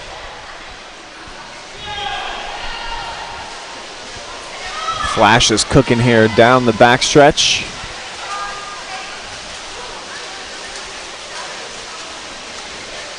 And they will take heat number 1. The time of 2:16:08 in Mansfield after a great start, finishing with a 2:24. So heat number 2 on the way. Couple of MOAC schools. Ontario will be in lane 1, Shelby in lane 3. Lady Whippets have posted a 142 this season. Best so far for the Warriors, a 147. We'll see how this goes. You got Trumpower leading off against Hoffman. So Ontario's going with their fastest swimmer first, looking to get out ahead of Hoffman. One of the things we've not yet talked about, and you'll see here, if we look at the girls, and these are, you know, both these relays swam at state last year. When you look at this as a relay start, and everyone does a different start. You'll see Whitaker here. All right, she's going to do a wind-up start, and she's winding through. The nice thing is, the Shelby girl, you know, her foot was there at the beginning. With relays, you can actually have a little forward momentum on the block, as opposed to if you're going first in a relay or if you're swimming an individual event, you have to have a track start. You've got to come down, you have to be set. Here, you can actually have a little bit of momentum in. So the key is that you are not actually watching the swimmer finish, but you want to make sure that as their hands hit in the wall, your toes still have some part of the block. That was a nice entry there from Ontario. It was spot on to what you were saying. Got a little momentum going forward. Swimmer number 2 touched the wall. Swimmer number 3 into the water instantaneously. Yeah, because if you're sitting there and you're waiting for that hand to touch the wall, you're going to spend a second and a half on the block, and that adds up when you have 3 different relay exchanges. And in a sport that's all about time, you know, you've got to be moving as quickly as possible. So Ontario in their first, about a second and a half lead over the Lady Whippets. So it all comes down to this, the last 50 sprint.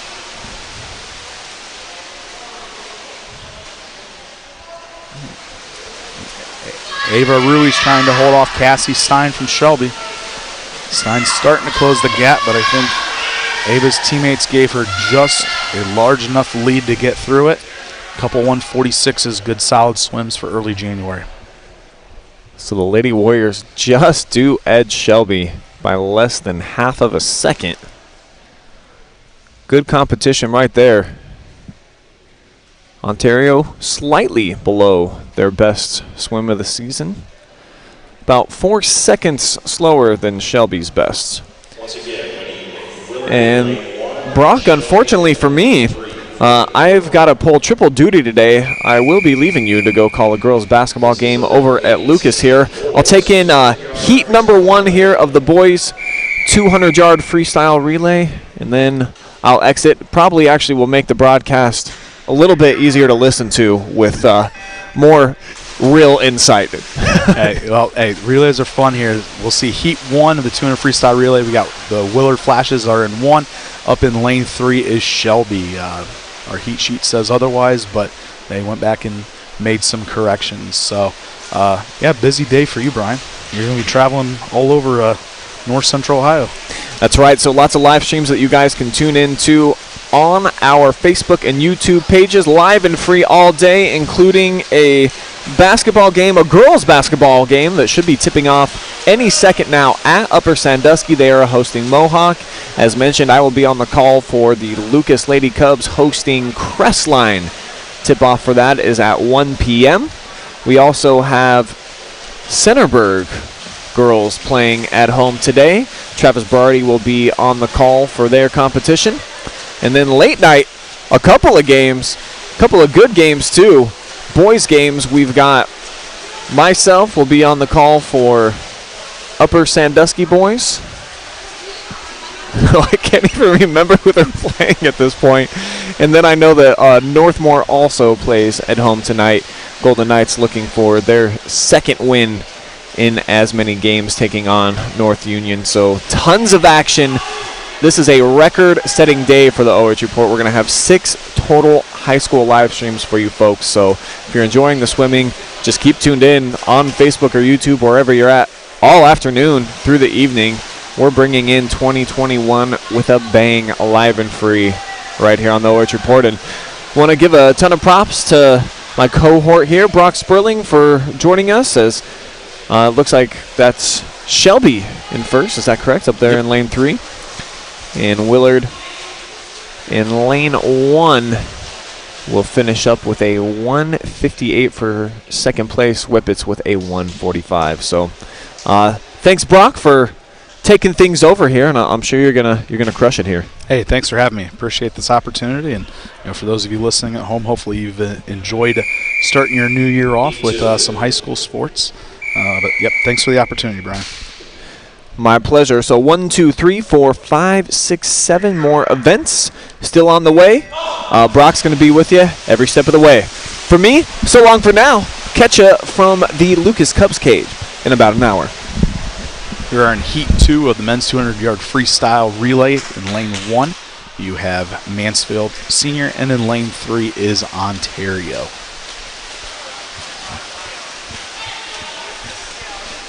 Trumphauer's out to the early lead for Ontario. All right, coming in right behind him is Noah Anderson for Mansfield Senior. You got Blackstone in the water over in lane 1. All right, and these boys are getting after it. We're neck and neck at 75 through. You'll notice this is the old splash and dash. There's a lot of power here. You want to get those legs moving, get those arms moving as fast as you possibly can. And Blackstone, nice job of making up some ground here. All right, goes through, splits at 24:55, and halfway through, we are neck and neck right now.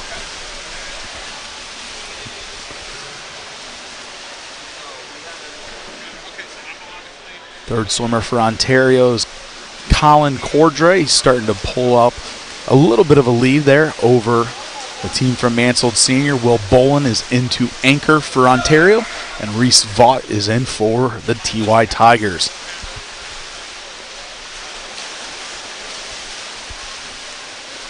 Bolin's looking nice and smooth. Ontario's putting together a real solid, real quality swim right here. As long as Will can finish. All right. See, Ontario's going to be looking at one of their better times of this season. All right. Going 138, being sub 140 this time of year. We'll definitely take that. Mansfield 143.0. Good solid swim. That's it for the 200 freestyle relay. Coming up next is event number 19. It's the women's 100-yard backstroke. There will be 2 heats. In heat number 1 coming in, we have in lane 2 from Willard is Lily Uri. In lane 3 from Willard is Ellen Fox. And in lane 4 from Mansfield Senior is Christy Travis. This is event 19. Outside of the medley relay, this is the only other event in which swimmers will start from in the water. All right, and as you can see here with the backstroke, is there's a backstroke bar for the swimmers to sit there. They can use their arms to pull themselves up. One thing is that they must make sure that their feet are totally submerged under the water. All right, you need to have their feet totally submerged underwater. All right, as you are sitting there on the start, you're not allowed to have your toes curled up and over the edge. So early start here. All right. We got lane 3. That is Fox. She's out. One of the things with the backstroke is all leg driven. All right, you derive your power from your legs. It's very, very important that as you are going through and you are swimming, that you use your legs. And coming right out of the 200 freestyle relay into the 100 backstroke, it can be very, very grueling, especially if you double up. All right, and that means you swim the relay and then you come right back and are swimming the 100 backstroke. But you've really got to go to your legs. This is the nice thing is you can see swimmers' faces when they're in the water for backstroke, and you can see just the look on the face as they're fighting through every last attempt. They're fighting, trying to give it their all, and that's one of the great things about swimming is there's opportunities for everybody here. And as we can see here, where is it here? It's the junior. All right. Coming through, that is Ellen Fox. She's going to go 1:18.37. That's 3 seconds faster than her seed time. All right, we'll take that as a nice swim starting out here. Coming in second is going to be her teammate with her first time swimming this for the year, 1:31. All right, 78. And finishing in third from Mansfield Senior is Christy Travis. All right. So the girls will have to clear the water before we sit here, and they'll allow the second heat to get in. Looking here at Heat 2 of Event 19 of the women's 100-yard backstroke. In Lane 2 is Madison Smith from Loudonville. In Lane 3 from Shelby, Raina Hoffman. In Lane 4 from Ontario is Shelby Keever. And in 5 from Ontario is Riley Tem. It's really good to see Madison get back out there and get in the water. After she had a bit of a breathing issue during that 100 butterfly. So some strong backstrokers here. All right. I know that Hoffman and Keever swam at the district level in this. Madison has also at the Northeast District at Cleveland State. Rain as a junior here has got that long frame. She could have taken another stroke into the wall, really gliding in that turn, but look at the beautiful underwater. All right, she's spending that time underwater. She's coming up past the 10 or the 10-meter mark, and she's just moving water. All right, she's got a quicker tempo, quicker turnover than Smith does, but Keever's right there as well. We're out 30.7. All right, good first 50 and continue to work that underwater, breaking out just a little bit, but here comes Keever starting to go to those legs a little bit more. One of the things with the backstroke is you got to focus on your head position. You want to keep that head back, which means by that is you want that head back just like you'd be walking. You don't want your chin down. You want that head to be back. That head is kind of like the rudder on a boat. Depending on where that head position is, it's going to control where your body goes. All right, so you want to have that thing nice and back. You can almost balance a cup on. Nice 103.6 out of Hoffman to take the win. All right, and then coming in right behind her is Keever with a 105. Fantastic swim for Shelby Keever at this point of the year. Looking at Madison Smith, her time did not register initially, so we'll have to see where she ended up on the pad. And coming in fourth in the heat from Ontario was Riley Tem. We turn our looks to the next event. All right, this is event number 20. It's the men's 100-yard backstroke. There will be 2 heats. All right, when we look at swimming and diving, all right, and there's no diving today other than off the blocks, but we alternate between women's and men's events. So the women will swim first, followed by the men. Here in Heat 1 of the backstroke, in lane number 2 from Shelby is a senior, David Mongold. In lane 3, a freshman from Willard is Caden Uri. And in lane 4 from Shelby is Hayden Faith. All right. As we've seen today, especially on the boys' side, just some different strategies. You got some boys that will wear swim caps, some boys that won't, some boys that are wearing what you at home may look like biker shorts in the sport of swimming. That's called a jammer, or they may be wearing a Speedo. For the girls, they're in your basic swimsuit and swim cap. All right, flipping first here, the time at 35.1 is in lane 2. It's the senior from Shelby, David Mongold. Once we start getting into conference championship meets here in the next couple of weeks, and then follow that up, getting into the February schedule of sectionals, districts, and state, you're going to see, for the most part, everybody wearing different types of suits. Those will be the technical suits, your racing suits. Those are the things that you put on in the swimming community when it's time to step up, when it's time to go fast. And Mongold continue to hang on here, although we do have Hayden Faith coming in strong over in lane 4, starting to really use those legs. It's going to be Mongold with a touch of a 113, followed by a 114 from his teammate. A nice time drops there, and then even a time drop from the freshman Uri over in lane 3. Well, that was a beautiful thing to see. Coming up here, we've got heat number 2, all right, of 2. In lane 1 from Ontario is Alex Rose. In lane 2 is Noah Anderson, which he has a third style of suit that we haven't seen. That is a drag suit. All right, in lane 3 is Ross Kuhn, a 2019 state qualifier in this event. In lane 4 from Shelby is the senior Josh Rohr. Reese Vaught from Mansfield Senior is in 5, and Hunter Pettit from Ontario is in lane 6. As you can see, everybody's got a different style start there. Underwaters, you look at Kuhn getting out there. Kuhn did a nice job, flex that back, and he's out into some clean water. He's got those legs moving, all right. It's good to see. You know, Moore's up there fighting. He's got to get that head back. He's kind of bobbing a little bit choppy, but overall, you know, the top two are kind of cut out. Rose is coming in here third, and it looks like maybe a battle for that third or fourth position. Ross flips at a 28.16. He's out, broke out just a smidge early. Could have rode that turn just a little bit longer. All right, Moore's out 30.8, and then it's followed by you got Rose in 1 from Ontario and Anderson in 2 from Mansfield Senior.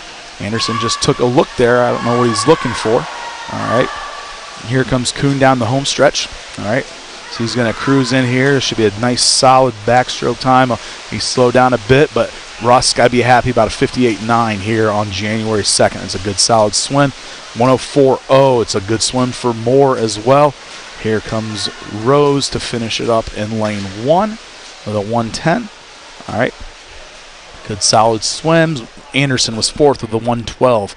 Out in lane 5 was Vaught with a 115, and in 6 was Hunter Pettit with a 118. You can see that these boys are getting a little fatigued. They didn't have much in terms of their legs at all coming home that last 50.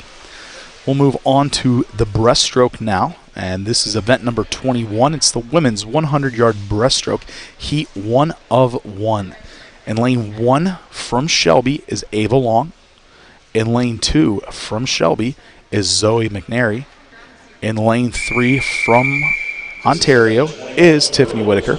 In lane 4, a sophomore from right here at Mansfield Senior, that's Madeline Kramer. And in lane 5 from Willard, it's a senior, Mackenzie Danoff. So as the swimmers dive in here, the one thing that they are doing underwater, you see here, that is called a pull out. All right, you swimmers want to try to get as far as they can. You are allowed 1 breaststroke pull. You're allowed to do a downward dolphin kick. All right, either before you initiate your pull or after you initiate your pull, and then you're allowed to do 1 breaststroke kick underneath the water. In this event, as well as the butterfly, it is very important that when you touch a wall, whether it's on a turn or on a finish, that you must sit here and touch the wall with 2 hands at all times. Okay? You got to touch the wall with 2 hands. If you touch with 1 hand, that is a disqualification. So Whitaker's out in 36.4. All right, she's getting out there. One of the things that you'll see is the pull-outs that we saw off the start. Typically, as a race goes on, those pull-outs end up getting shorter and shorter. All right, 75 mark. You want to stay nice and low through the turn. All right, we did a nice job of that for Miss Tiffany. Especially in breaststroke, one of the things is you got to make sure that you stay low. You want to punch that wall and get in and out as quickly as you can. You don't want to have to sit here and try to rely on grabbing the wall or grabbing the gutter, because sometimes that may not be feasible for you. So in lane 3, winning it is the junior Tiffany Whitaker with a 115. All right.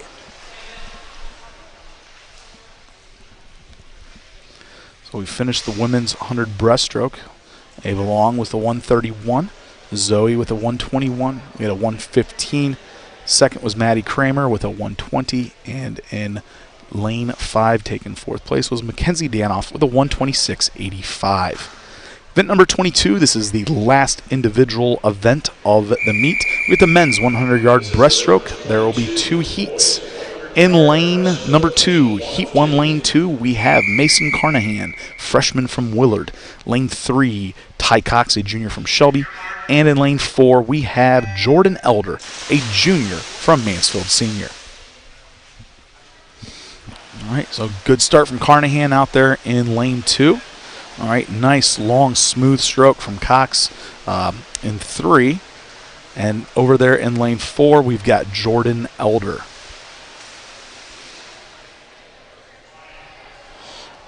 Got quite the battle here. You see we continue to work the pullouts. All right, one of the things, breaststroke is very, very different, but all one thing that these three gentlemen are doing a real nice solid job of is they are sitting there keeping their head nice and still. All right, you don't want to necessarily be like a bobblehead doll and have your head, bobbing all over the place. You want to keep that head nice and still. All right, so at the 50 was Carnahan with a 38.77. All right, so good solid swim for him.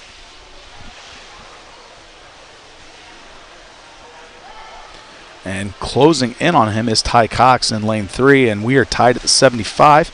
Hanging in strong third is Jordan Elder. Coming off this last wall, it's all about grit. Who wants it more? Both these boys are digging in deep. All right, they are getting after it. Carnahan appears to have the slight touch. It's all going to come down to the finish here. All right, as Carnahan comes in, and he will out-touch Ty Cox by 1/10 of a second. All right, 121.48 to 121.58. Coming in third in the heat is Jordan Elder from Mansfield Senior. Coming up now, we've got heat 2 of 2 in lane 1. From Ontario is a sophomore, Duncan McLean. In lane 2, a senior from Shelby, Cale Moore. In lane 3, a senior in a 2020 state qualifier in this event from Mansfield Senior, Chase Blackstone. In lane 4, from Ontario, Evan Trumpauer. And in lane 5, from Shelby, Wyatt McKenzie. Nice quick start, good reaction time for Trumpauer over in lane 4. He had a good pullout, and he's up. All right, right now, Trumpauer's got that early speed. So does Wyatt McKenzie. He's getting up there. All right.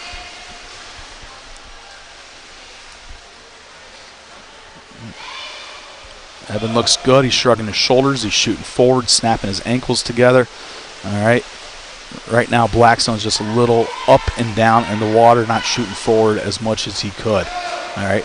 We talk about everybody's got a different style. If you look at Cale Moore in lane 2, you notice on his pull, he'll end up bringing his hands up and out of the water. All right. And you don't necessarily see that out of many of the other swimmers. All right. You'll notice, lane 1, Duncan McLean, he's one that's more submerged, doesn't keep the head up high as some of the others. Coming off the last turn here, it's Evan Trumpauer in lane 4, as he is got about a 2 body length lead over Blackstone.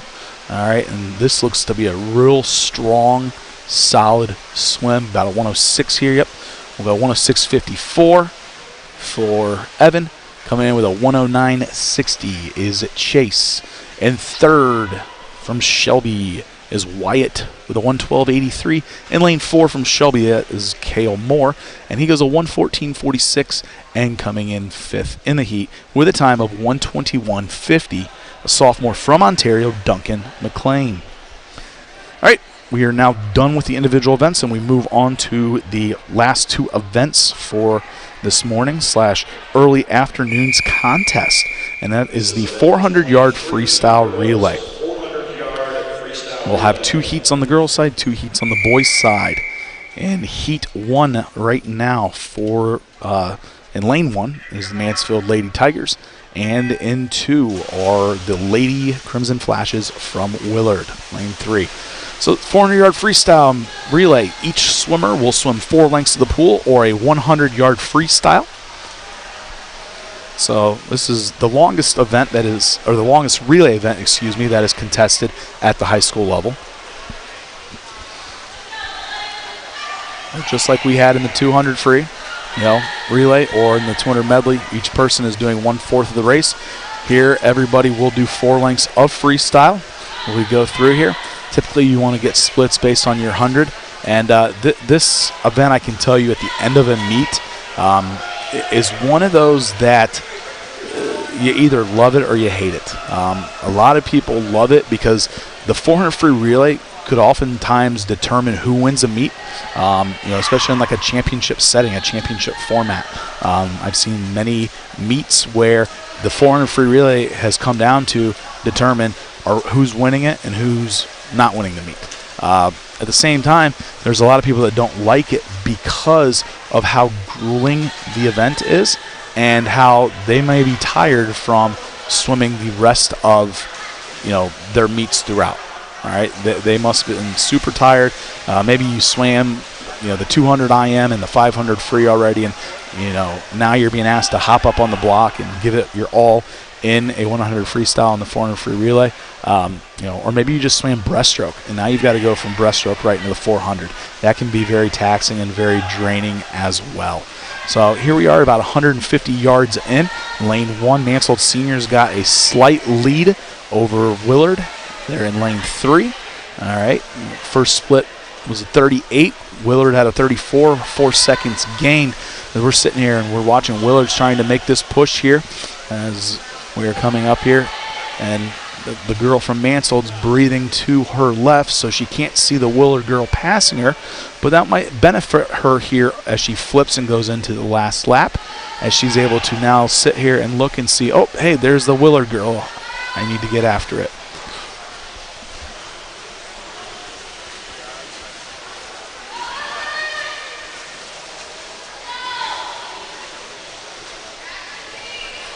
Halfway through it, about 2 minutes and 29 seconds is Willard. At 2:31 is Mansfield Senior, and we are kind of neck and neck as we come here into the last half of this race.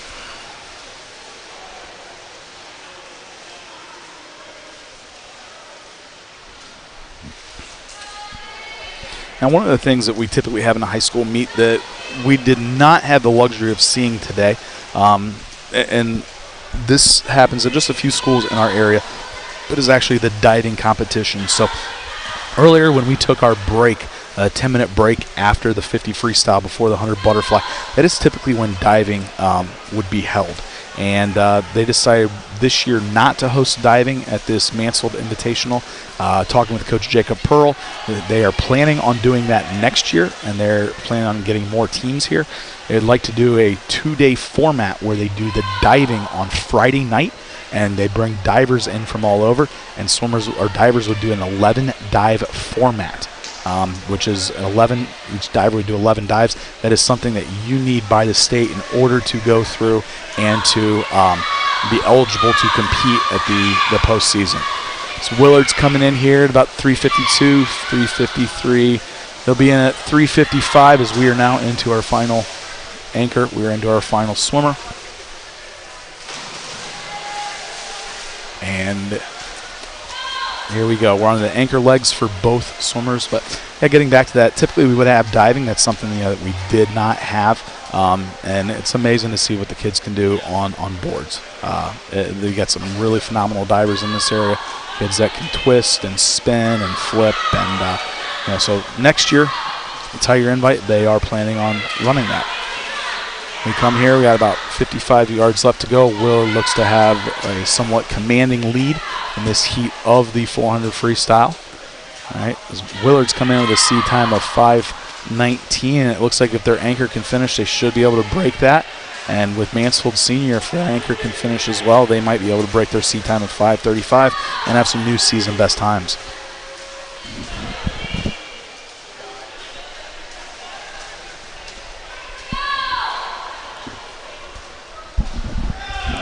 The Willard swimmer pushes off the wall.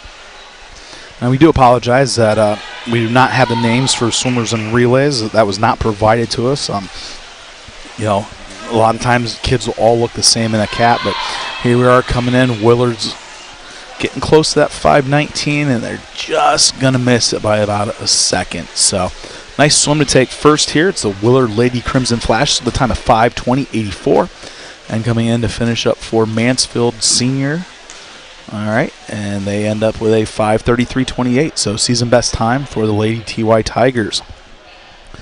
And as we will see for the third time today, all right, in a battle of relays, twice won by the Lady Warriors, we've got our MOAC showdown between the Lady Whippets in lane 1 and the Lady Warriors in lane 3.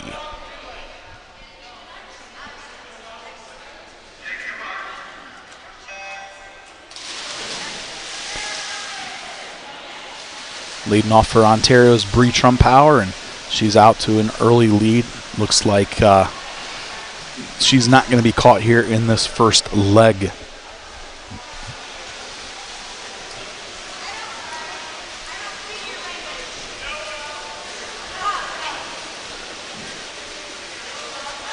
Coming in at the 50, she's out 26.6. And the Shelby leadoff girl is out in a 31 point. So 5-second gap. One of the nice things with relays is if you have a dominant swimmer that can get out and get a lead and do that early, it's going to help bring the rest of your swimmers along. All right. By having a very strong leadoff, you get that clean open water. That ends up becoming huge for you because now it lets the kids that are going second, third, or fourth, it gives them the opportunity to relax a little bit and just to know that, hey, I've got to go. I can't be caught.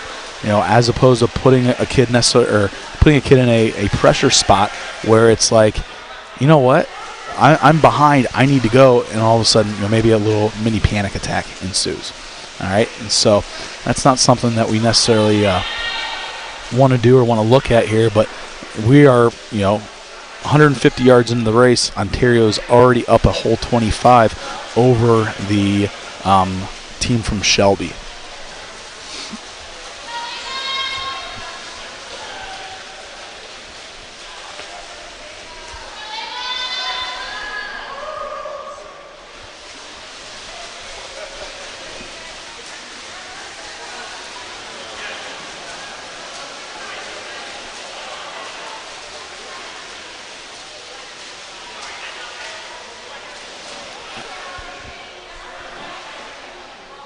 Now we're into our third swimmer. This is Shelby Kiever for Ontario. We got the third swimmer coming up for the Whippets. So Ontario, so far, they're out to a good early lead. I'm sure it would be nice to sit there and break 4 minutes in this event. That's always kind of a little bit of a milestone in season. If you can sit there and break 4 minutes, you're in a fantastic spot on the girls' side. Obviously, as you end up progressing, looking down the road towards, state and or to districts and state, if you're under 4 minutes, you should easily be good to go for districts. But now, if you want to look to make it onto that state meet, obviously you want to be about 3:45 or so. But then, if you want to look at being up on the podium, you're definitely going to have to try to be under 3:40. We had a real treat last year that you guys actually were able to see highlights of here on the OH Report. Is the Shelby girls, the Lexington girls, and the Ontario girls were all side by side in the consolation finals of the 400 of this event actually last year at state. So that was kind of neat that we as a local community were able to go and have those three teams represented at the state meet, all swimming in lanes right by one another. Here's Amy Evans coming in. All right, she's out 3:27. All right, and as long as she's able to go through and finish this, they should be under 4 minutes. And we are into the anchor leg now for Shelby.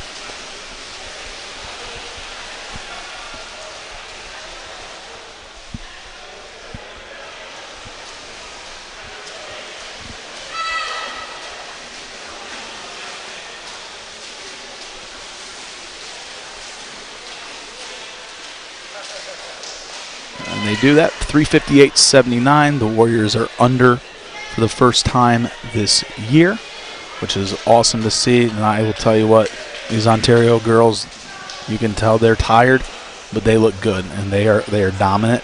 I will tell you what, the MOAC better watch out because Ontario, they're deep, they're experienced, they're loaded, and it's going to be a tall task to beat these Lady Warriors. Shelby's coming in here to finish up their race.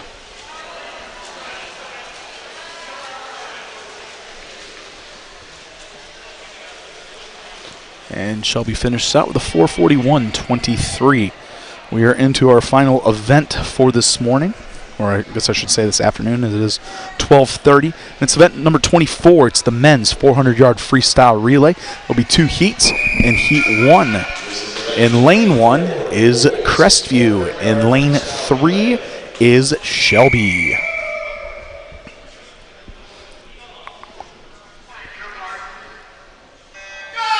And both teams utilizing a towel here. I highly recommend a facility here like Malabar, which thank you to Mansfield Senior, and athletic director Kevin Porter, and swim coach Jacob Pearl for having us out and hosting today. But it is something that you look at the blocks, and I don't know if anyone's been able to tell at home, there's a shiny metal diamond that sits in the middle of the starting blocks. And when those get wet, they can actually be pretty slippery. And you don't want to be doing a relay start and all of a sudden try to wind up and do your relay start and have your foot catch that. Because all of a sudden what's going to happen is you're going to end up going through and slipping. So early on here, all right, we've got Shelby. All right, they're going to be competing here. Crestview is actually not going to be competing for points in this event. They are set up, they are an exhibition team here, okay? And that is because they have Keegan Moore, who is swimming on their relay. So we said earlier, Crestview and Hillsdale, they train together and everything. And that's what we're seeing is they're actually using Keegan Moore from Hillsdale on the relay with 3 other guys. And I believe that was Ringler that led off. Right now, James McFerrin is going second. You're going to have Moore that is third, and then Ross Kuhn will anchor. So I think this is more of let's have some fun, let's finish this, and let's see where we're at.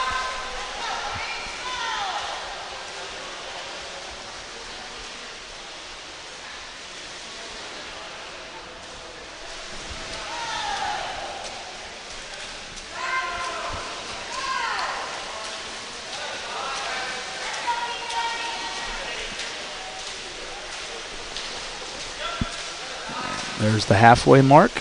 Keegan Moore is diving in. And here's the third swimmer for Shelby. We'll dive in.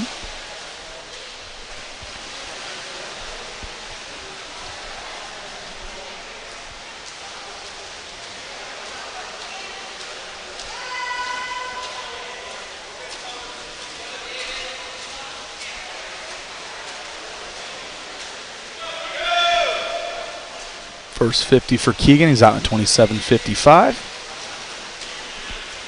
Shelby swimmer flips, and he's out in 29.95. Now, one of the things, as you're swimming, especially these relays, you tend to go into the walls with quite a bit of speed.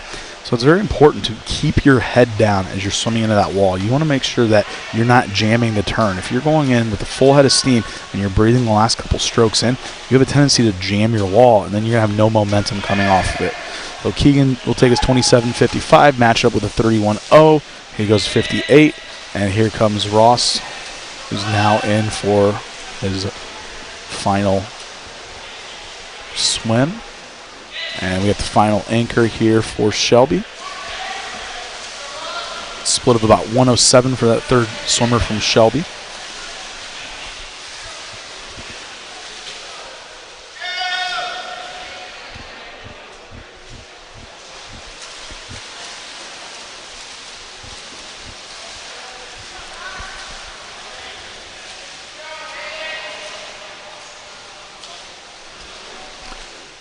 Turn. We got the last 50 coming up now for the Whippets. The Cougars, about 15 yards to go. And they will crack the 4-minute barrier with a 3:59.86 for lane 1. That is Crestview. Shelby swimmer is now into his final turn. Coming off the wall. Looking to finish the race.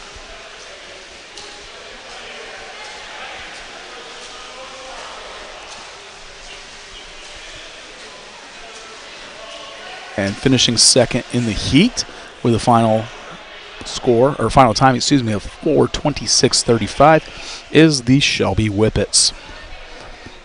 We've sat here. We are now down to our final heat of the meet. It's heat 2 of event 24, the men's 400-yard freestyle relay. Mansfield Senior's in lane 1, and Ontario is in 3.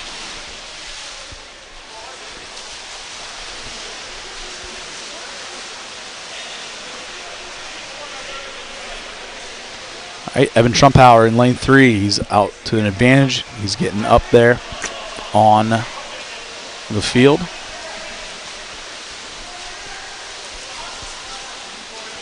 Looks like it's going to be the same 4 boys swimming the 200 freestyle relay for Ontario that swam it before. Swam the 200 free relay earlier, excuse me. You got Trumpower going first, Cordray second. Rose is going to be third. Bolin is fourth. All right, Mansfield's got their leadoff swimmer here going second. For them will be Chase Blackstone. And then it's either going to be, you got Reese Fott and Noah Anderson there as well.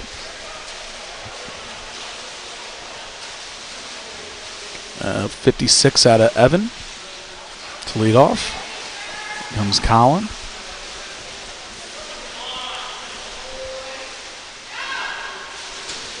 Chase Blackstone into the water for the TY Tigers. Last year at Districts, Chase had one of the best swims of his entire life. Got to know the kid a little bit last year. The district meet, he dove in the 100 breaststroke and hit his taper incredibly well. Just flew out there, dropped a boatload of time, ended up making state, and he ended up, him and Coach Pearl came and to the friendly house, and they were able to train with the Lexington kids during the week of state last year, and got to hang out up in Canton and got to experience that whole thing. So, hopefully, Chase has been working hard, and hopefully he'll get back there here in about the next 6 weeks. Halfway through the race, Ontario has about half a pool length lead as Alex Rose is in for Ontario. Noah Anderson is diving in now for Mansfield Senior.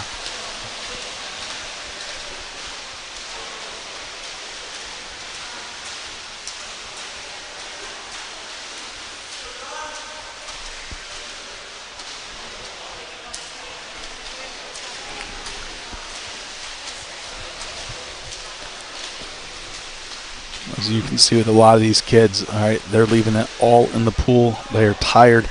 They're coming off. This is the final point of a grueling 2-week stretch of training during the week of Christmas, during the week of New Year's. For the majority of these kids, we'll get back to school virtually beginning Monday, and then hopefully back in person at some point during the month of January. In the swimming world, as Will Bolin is now into the water for Ontario, and into the water for Mansfield Senior is Reese Fott. But in the swimming world, we talk about if you can make it through mentally the rigors of the first half of the season, of getting through November where all you're doing is training and have no meets, and then get through December and get through the holiday training, that once you hit January, it is going to be all downhill from here. You start getting into your conference meets, then you're starting to taper. The next thing you know, it's February, and we're at sectionals, which right now you'll be seeing all these teams will be back here for the sectional meet, which is scheduled for Saturday, February 13th here. Loudonville and Hillsdale will not be here as they are not in the Northwest District, but the rest of the schools here are as at this point. Will Bolin finishes out the race in a 3:48.85 for Ontario, which is a season best time for them. Reese is coming in here to finish up. And they're going to add a little bit of time. All right, and a final time of 4:08.34. That's going to do it for the swim meet here, the 2021 Mansfield Senior Invitational. All right. We'd like to thank those of you for joining the first ever broadcast from the first ever swim meet broadcast on the OH Report. Hopefully this is something that we can do for you moving forward in the future.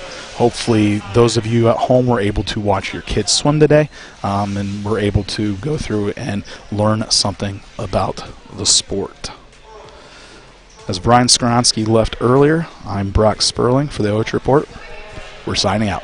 Goodbye.